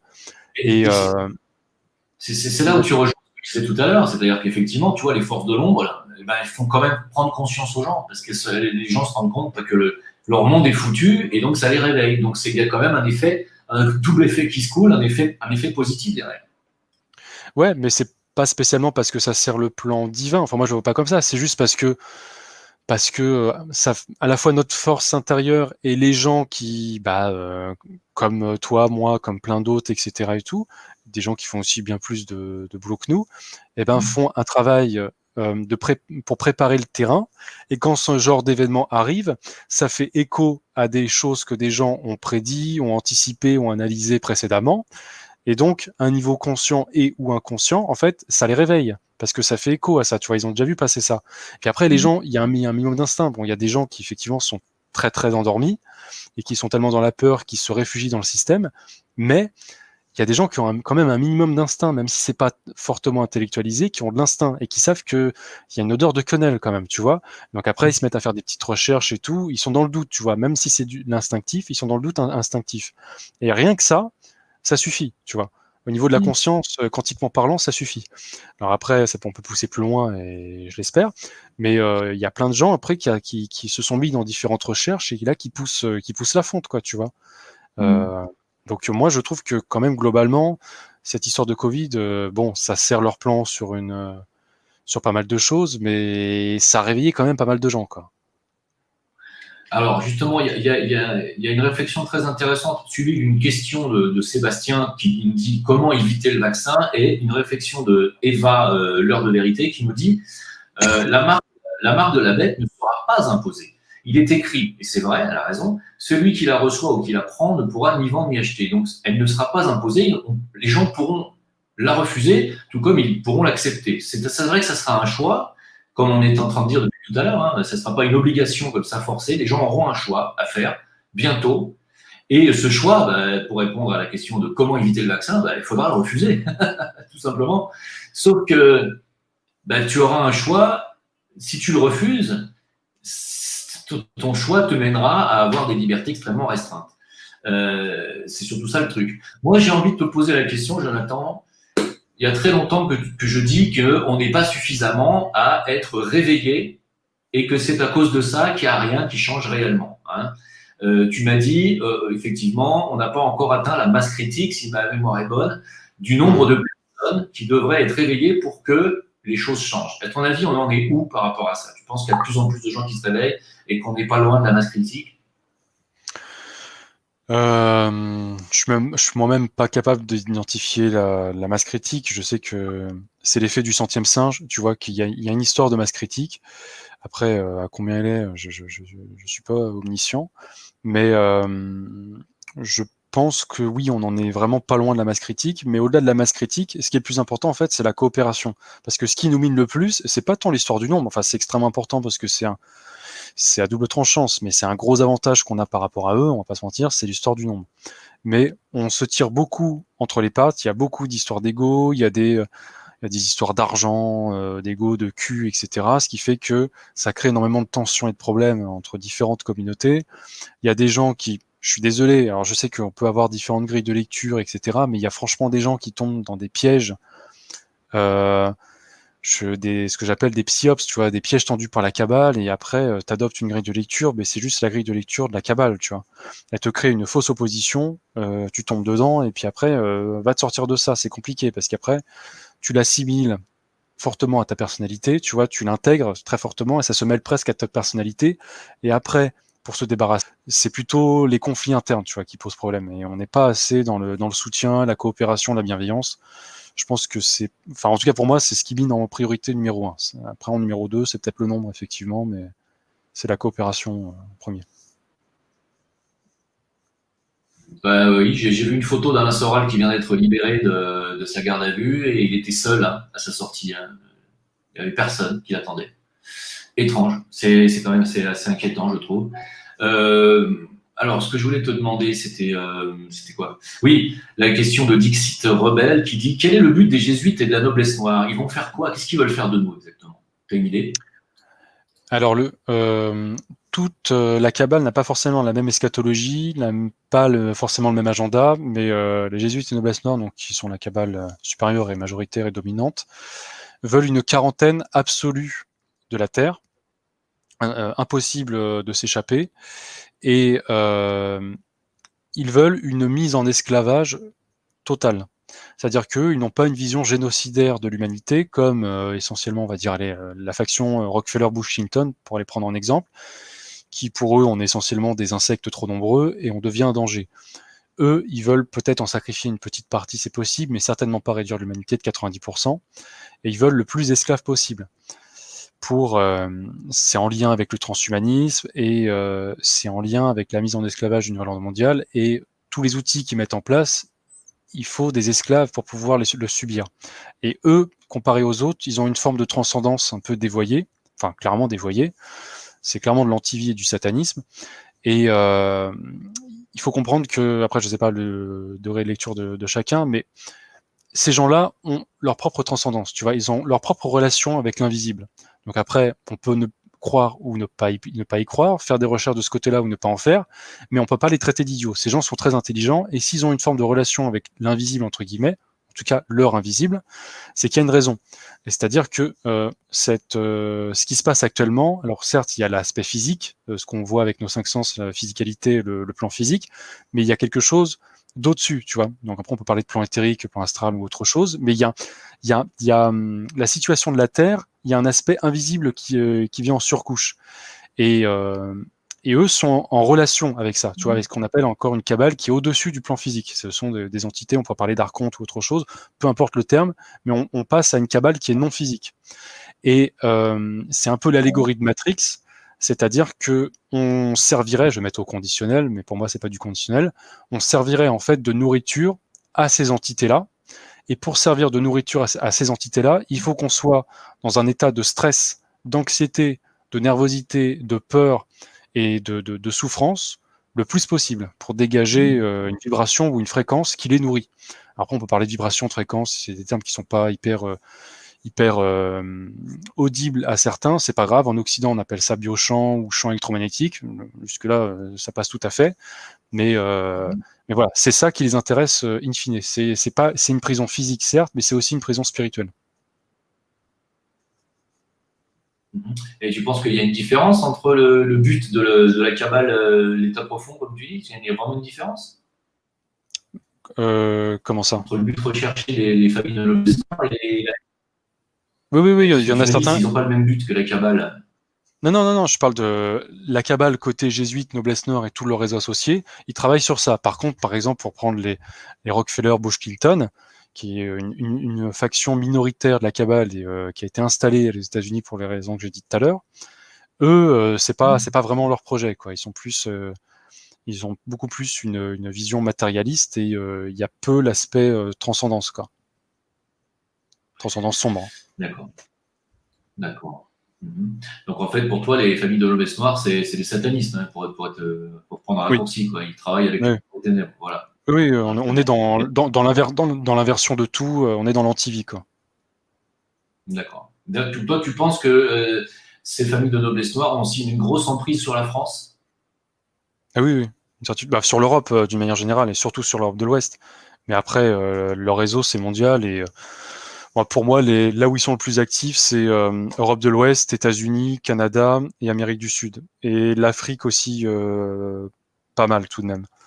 Après, tu te rappelles, je t'avais déjà envoyé les informations par rapport aux Rothschild, l'infiltration des Rothschild et des jésuites en Chine. Tu te rappelles la documentation que je t'avais envoyée, qui était assez élaborée.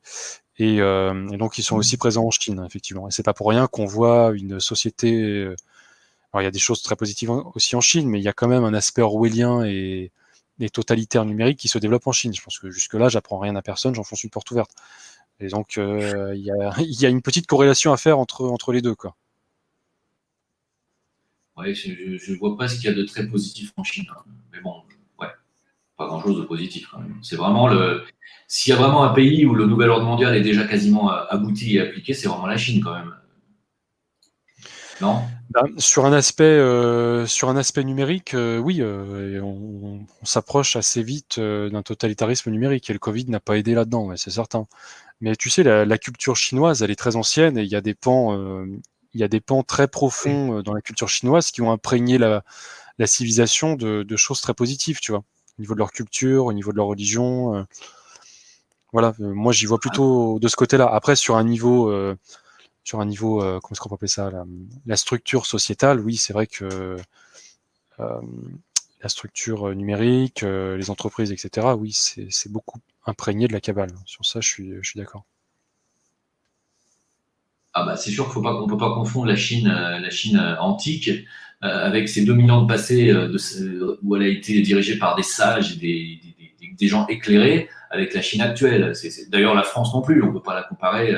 La France d'avant, on ne peut pas la comparer à celle d'aujourd'hui. C'est plus du tout les mêmes énergies. D'ailleurs, on va pas tarder à finir ce live. Juste pour dire, tout à l'heure, on va répondre aux 3 dernières questions qu'il y a. Tout à l'heure, j'ai écouté Michel Onfray, que j'écoute rarement. Il a fait un interview très, très récent qui est passé sur Planète 360 et sur YouTube. Il a dit une chose intéressante et après il a dit 2 conneries. Bon, ça c'est mon frère. Hein. Il a dit la France s'écroulera, la civilisation occidentale européenne s'écroulera, surtout la France, parce que elle s'est bâtie sur la religion chrétienne, en clair. Voilà. Et que comme la religion chrétienne est en train de disparaître en France, bah, la France s'écroule. J'ai trouvé que c'était très pertinent parce que c'est parfaitement bien résumé. Est-ce que tu confirmes ça, toi?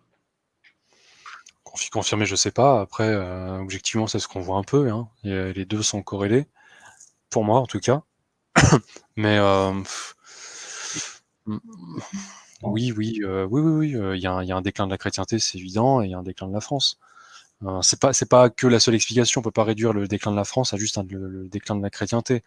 Mais tout de même, le fait que les gens perdent la transcendance française, qui est essentiellement chrétienne, oui, ça joue à l'abaissement du discernement, des mœurs, de la résistance française, parce que quand tu as quelque chose de supérieur qui te guide, peu importe ce que c'est exactement, il y a une forme de motivation supérieure, quoi. Parce que là, qu'est-ce qui nous reste? La bouffe et les mômes, ouais, ok, d'accord. Mais... Tu penses qu'on devrait revenir à des valeurs morales religieuses ou tu penses qu'il faut qu'on passe à autre chose? Non, moi je suis assez anti-religieux de base, hein, peu importe les religions. Après, il y a des choses que je trouve un peu plus intéressantes dans la chrétienté orthodoxe. L'islam, c'est pas du tout ma came, même si il y a des trucs assez intéressants dans le soufisme. Je sais qu'il y a des musulmans qui sont assez ignorants sur le soufisme et c'est dommage, qui dénigrent ce courant alors qu'ils devraient s'y intéresser, de mon point de vue. Hein. Après, chacun fait ce qu'il veut, mais moi je trouve ce courant assez intéressant. Voilà, donc après le judaïsme, j'ai envie de te dire Joker, capitaine, mais non, les Oh, religions. allez. Non, non, non, non. Tu vas te faire censurer ta vidéo, donc non, non. Mais non, après, par exemple, ça pourrait dire un truc amélioratif. La Kabbale avec un K, cette fois-ci, la Kabbale juive, c'est très intéressant et ça mérite d'être étudié. Il n'y a pas de problème. Mais voilà, on le reste Joker, quoi. Mais Ouais, pardon? ouais, pardon. Il y a Alice Oliva qui demande est-ce qu'il y a un réseau positif en France? Ah bah si, oui, oui, il y en a forcément, mais à mon avis, il est assez minoritaire, quoi. Je vois pas trop d'actes ou d'événements positifs que j'arrive à relier à ça, quoi. Alors moi, je connais, euh, je connais certaines personnes qui sont en lien avec des personnes positives et qui ont une certaine influence en France, tu vois. Mais c'est vraiment très indirect et tout, et franchement, j'ai pas beaucoup d'exemples, quoi, tu vois. Et quand on voit l'état de la France, ouais, c'est qu'il y a peut-être une raison, c'est qu'il y a pas. Tu sais, il y a beaucoup de noblesse blanche et d'anciennes familles qui ont été virées de France, après la chute de l'Ancien Régime. Il y a eu une grosse purge de ce côté-là. Malheureusement, j'en vois pas et je vois pas trop qui. Tu sais, quand on parle de nouveaux rois ou de. C'est les royalistes, etc. J'avoue que je le sens pas trop de ce côté-là. Je comprends ces grilles de lecture et même ça peut me faire jouer une petite fibre intérieure, mais ça me semble assez irréaliste. Hein. Ouais, je suis bien d'accord. Il y a Super David qui te dit est-ce que Jonathan, tu penses que le monde va partir en couille façon Mad Max en France? Car ça m'inquiète grandement. Mad Max en France? Non. Ah non, mais tu vois de ce que je veux dire, c'est de façon chaos généralisée, quoi. Hein. Ça sera moins pire qu'aux États-Unis, parce qu'aux États-Unis, si les gens sont armés, je pense que ça va être une boucherie. Mais en France, qu'est-ce que tu en penses? Ça va partir comment? Non, non, il pourrait avoir des déstabilisations, on va dire, un peu comme aux USA, mais avec un copier-coller franco-français, tu vois, comme ils ont essayé de faire. Là, il y a eu, c'est avec Adama Traoré, etc., tous ces réseaux-là. Euh, je pense qu'il peut avoir des déstabilisations au niveau des cités, tu vois, des gens qui sont un peu activés pour foutre la merde et embraser certaines cités. Comme ça a été le cas, je crois que c'était il y a quelques semaines, peut-être 3 semaines ou un mois, non? Enfin, peut-être un petit peu moins. Bon, Donc ce genre de choses, peut-être en 2.0, mais vraiment en Mad Max sur une bonne partie du territoire, un gros bordel, moi j'y crois pas. Je vois pas trop ça arriver. Hein. en tout Mais cas, ouais. Assa Traoré qui a pris un râteau avec sa dernière manifestation où elle pensait avoir des milliers de personnes, où ils étaient 40. Hein. Donc, je pense que les gens ont quand même un peu ouvert les yeux sur la supercherie Traoré. Hein. Ouais. Notamment avec le dossier qui est sorti sur le co-détenu de Feu Adama, qui est obligé de faire des fellations. Voilà. Une honte. Avant d'arrêter le live, il y a Nubia qui nous rappelle à juste titre qu'on n'a pas vraiment abordé Cobra. Alors, tu veux nous en parler? Essentiellement, oui. C'est une source qui est là depuis, on va dire, 2012, qui a un blog. et qui diffuse des informations assez, j'allais dire hétéroclites, c'est pas vraiment le terme, assez homogène, tantôt sur un aspect physique, tantôt sur un aspect spirituel, tantôt sur un aspect énergétique, etc. Et qui essaie de faire un travail pour exposer la Kabbale avec des billets d'information, donc c'est-à-dire des articles. Donc il y a des choses qui sont tout à fait pertinentes et factuelles et qu'on peut extrapoler avec des liens qui donnent. Enfin, c'est très pertinent. Et il y a des choses qui sont plus spéculatives et qu'on peut beaucoup moins vérifier, notamment sur certains aspects sur l'exopolitique. Donc là, on est plus sur le domaine UFO, OVNI, enfin relations, tu vois, terre humaine et relations extraterrestres, etc., pour vulgariser au possible. Donc il y a des éléments qu'on peut moins vérifier, mais il y a une bonne partie de ce qu'il met en avant qui permet tout à fait de le vérifier. Et encore une fois, c'est le seul à pouvoir annoncer ce qui s'est passé en janvier 2020, tu vois, qu'il l'a annoncé quelques mois à l'avance. C'est le seul qui a annoncé la mort de Bush senior 1 an et demi à l'avance, qui disait que parmi 4 noms, ça allait être le premier qui allait tomber, et qui s'est fait assassiner en vérité par les réseaux positifs. Choses qui sont passées, enfin bref. Il a eu aussi, ses échecs, et moi j'ai mes propres désaccords avec certaines méthodes qui sont utilisées par ce réseau-là. Mais c'est là où j'ai trouvé les meilleures informations, et là où ça a été le plus à l'épreuve des balles au niveau du temps, quoi. Au niveau de la crédibilité, au niveau du temps. Qu'est-ce qui nous révèle pour le futur proche dans ces prédictions? Proche ou essentiellement, à moyen terme?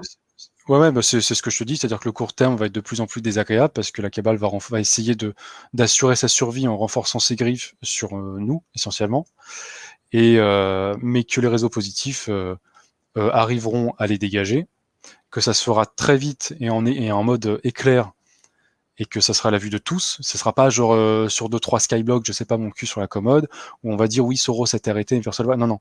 Quand il y a des choses qui se passeront, de son point de vue à lui, je le paraphrase, ce sera visible par tout le monde. Donc au moins, si à un moment ça arrive, ce que je partage et ce que j'espère, eh bien, on sera témoin et on pourra dire bon, ben là, on l'a entendu là, etc.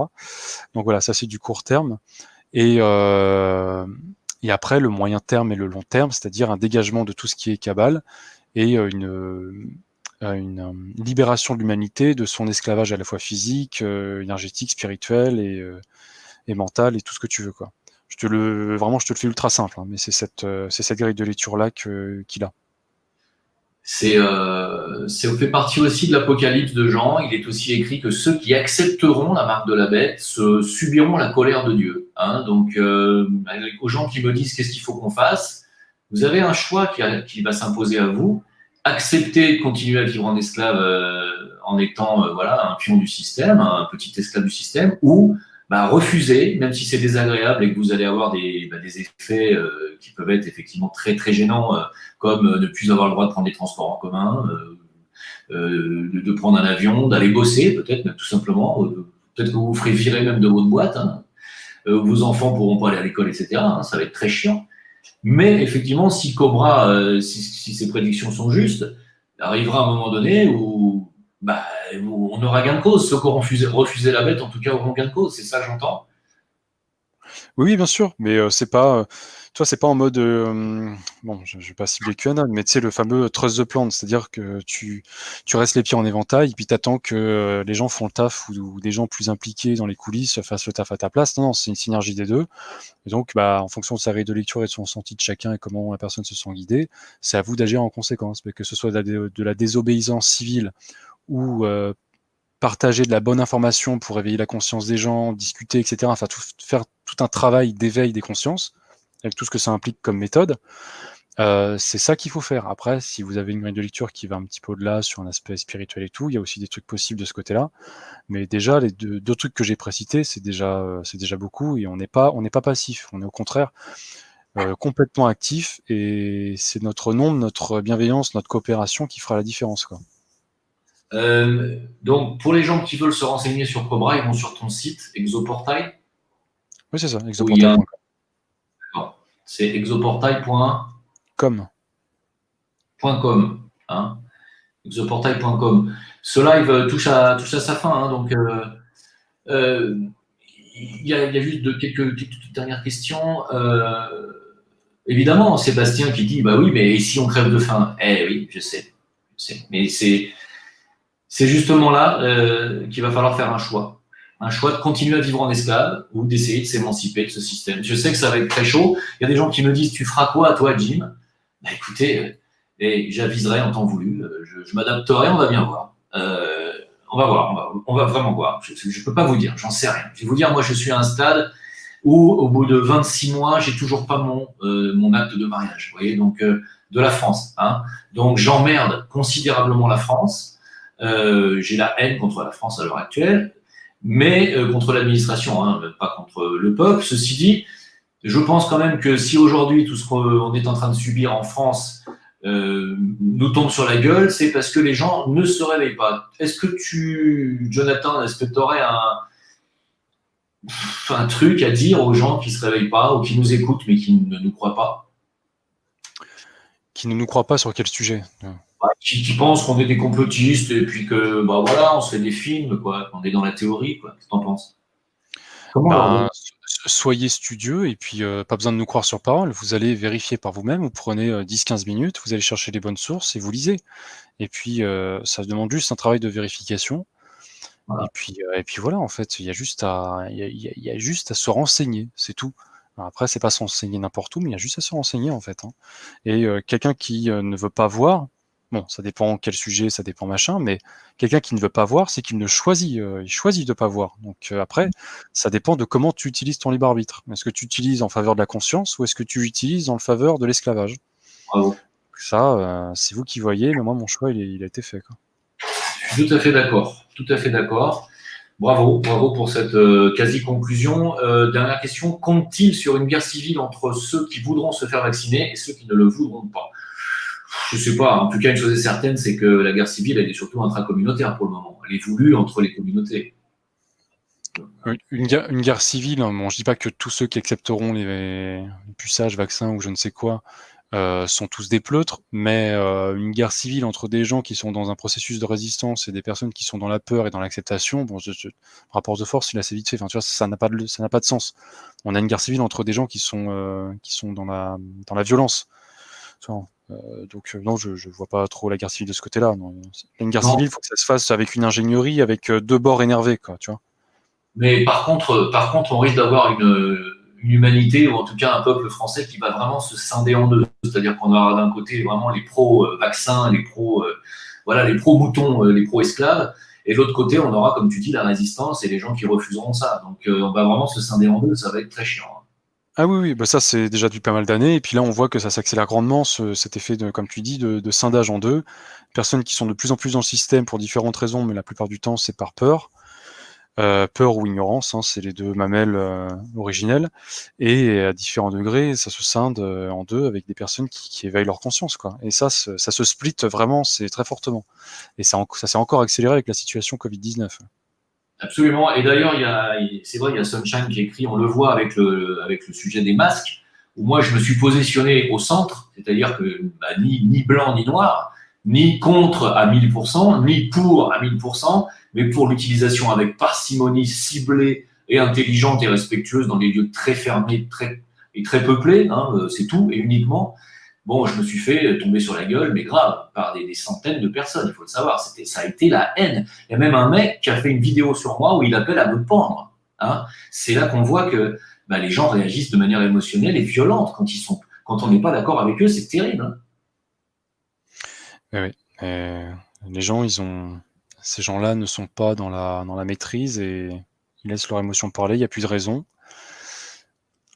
Voilà, donc après, c'est aux gens de faire un peu leur autocritique et poussiérer un petit peu en eux, quoi. Je sais bien, hein, on est tous avec nos névroses, nos tares, etc. On en est tous là, mais il y a des gens, il faut quand même qu'ils fassent un minimum le travail, quoi. Moi, juste pour terminer avec cette histoire de masque, c'est pas pour polémiquer s'il faut le mettre ou pas, ça c'est à chacun de se démerder, à chacun son libre arbitre sur cette histoire de masque. On a tous nos opinions là-dessus, point final. Moi, je suis pas pro-masque. Et je suis pas hyper anti-masque non plus. Je vais pas me répéter. Juste pour dire, est-ce que tu penses pas sincèrement que cette histoire qui oppose les anti avec les pro-masques est une diversion voulue pour empêcher les gens de voir ce qui est en train de se préparer derrière? Oui, ça sert de l'or, c'est de la société du spectacle, tu vois, mais à la sauce Covid, quoi. Non. Exactement. Voilà. Moi, le masque, j'ai beaucoup de mal à le mettre. Dès que je le mets plus de 15 minutes, je commence à légèrement asphyxier et tout. J'y suis assez sensible. J'ai beaucoup de mal à le supporter, donc je le mets le moins possible, même dans des moments où c'est légalement demandé de le mettre, mais voilà, je le mets pas trop. Mais en tout cas, physiquement, j'ai beaucoup de mal à le supporter. Il y en a certains que je vois le porter très souvent, même tout seul dans leur voiture. Enfin, c'est assez aberrant, mais je ne sais pas comment ils font pour le supporter. Je sais pas. Donc, J'ai jamais dit qu'il fallait le mettre plus de 15 minutes. Hein. Voilà. Pour moi, c'est ah non, non, vraiment. je dis pas que c'est ce que tu as dit, hein. Je dis que moi, c'est ce que j'observe autour de moi. Non, mais les gens ont entendu que j'étais hyper pro-masque et qu'il fallait le mettre toute la journée. J'ai jamais dit une chose pareille. Ah, Jamais. Voilà. Il y a Jean-Michel Hauters qui nous dit: Salut à tous, je viens de voir pour Stéphane Blais et Alain Soral si c'est vrai, c'est du délire. De quoi tu parles exactement, Jean-Michel? Parce que je suis pas au courant. parce que Stéphane Blais a fait une vidéo sur le sujet, je crois. Ah, d'accord, ok. Mais D'accord. c'est très Ouais, court, c'est genre 4-5 minutes. ah, il m'a pas, ouais, d'accord, il m'a pas répondu, Stéphane. Je lui ai envoyé un truc, j'ai pas vu. Ah, bah, je vais regarder, d'accord, ok. Bah, en tout cas, voilà, je répète que la chaîne de Jean-Jacques Crèvecoeur a été fermée sur YouTube, pour ceux qui ne nous rejoignent que maintenant, pour vous dire que bah, ça continue, hein, on fait taire les gens, voilà, et puis ça va continuer, hein, voilà. Euh, il faut comprendre que si vous ne comptez que sur les alerteurs pour rentrer en résistance, bah vous allez voir vos alerteurs favoris se faire dézinguer les uns derrière les autres. Parce qu'on est une toute petite poignée, hein, on est quelques dizaines et c'est tout. Hein. C'est à vous de nous aider, c'est à vous de rentrer en résistance avec nous et de nous soutenir et puis de vous faire entendre. Voilà, sinon, vous allez nous voir disparaître les uns derrière les autres. Hein. C'est une évidence. D'ailleurs, je pense que c'est pour ça que Jonathan ne veut pas donner son visage et il a peut-être probablement raison depuis le départ, j'aurais dû faire pareil. Est-ce que tu veux conclure, Jonathan? Ah bah déjà, moi, ça m'a été utile à plusieurs fois. 2-3 fois, j'ai eu 2-3 trucs hostiles. C'est des homonymes qui ont pris pour ma gueule, tu vois. Donc, je suis désolé pour eux, hein, s'ils m'entendent, mais voilà. Donc, oui, ça m'a été utile. Après, c'est plutôt, oui, soutenir les personnes, les alerteurs, comme tu dis, etc. Mais ça, d'une part. Et puis, deuxièmement, à ceux qui se sentent appelés aussi de devenir des alerteurs, tu vois. Et après, rentrer en coopération et non pas en conflit, guerre d'ego, etc. Bon, tout le monde n'est pas fait pour coopérer avec tout le monde. Je sais bien qu'on n'est pas dans un monde de bisounours, mais au possible, d'essayer de coopérer, quoi. Et d'essayer de ne pas se tirer dans les pattes, c'est déjà un minimum. D'accord, il y a Jean-Michel qui dit qu'il y a une arrestation des deux. Arrestation de Stéphane Blais. Je vois pas comment c'est possible. Il est en Turquie, protégé d'Erdogan. Je vois pas comment il pourrait être arrêté en Turquie. Hein. Ouais, Bon, je vais là. il a publié une vidéo il y Ouais. a très peu de temps, là. Donc, Oui, oui, moi aussi, ça m'étonnerait, franchement. Bon, en tout cas, merci, Jonathan. ouais, bah, avec Merci. plaisir. Merci pour Donc, l'invitation. ah bah écoute, tu sais que tu es toujours bienvenu sur mon Discord et sur mes chaînes en général, et que c'est un plaisir d'échanger avec toi. Les gens, donc, s'ils veulent découvrir ton travail, c'est exoportail.com, voilà, on répète. Tu es aussi sur VK, est-ce que tu es sur un autre média? Enfin, un autre... Facebook, Twitter, VK, voilà, principalement, en vérité. Mais bon, VK, je sais pas pour combien de temps, s'il commence à avoir de la censure, mais en tout cas, pour le moment, c'est ces trois-là principalement, ouais. C'est YouTube, hein. Ouais, YouTube, mais la chaîne, elle est un peu abandonnée depuis un an. J'ai pas le temps ou l'énergie de m'en occuper. Il y aura une petite relance quand je ferai la vidéo avec Sylvano Trotta. Et après, on verra ce que ça enclenche. Mais voilà. Après, il y a aussi un Discord d'Exoportail où je suis peu actif, mais auquel c'est possible. Il me suffit de m'envoyer un MP, puis tu vois, de dire à peu près quand on est dispo. Moi, je suis pas. Enfin, je suis comme tout le monde, quoi, tu vois, tout à fait. Donc voilà, et puis il y a moyen de discuter un petit peu à la cool. Hein. Ok, ok, bah ouais. Penses-tu que l'affaire Maxwell va vraiment avancer? Est-ce que tu penses qu'elle ira au bout?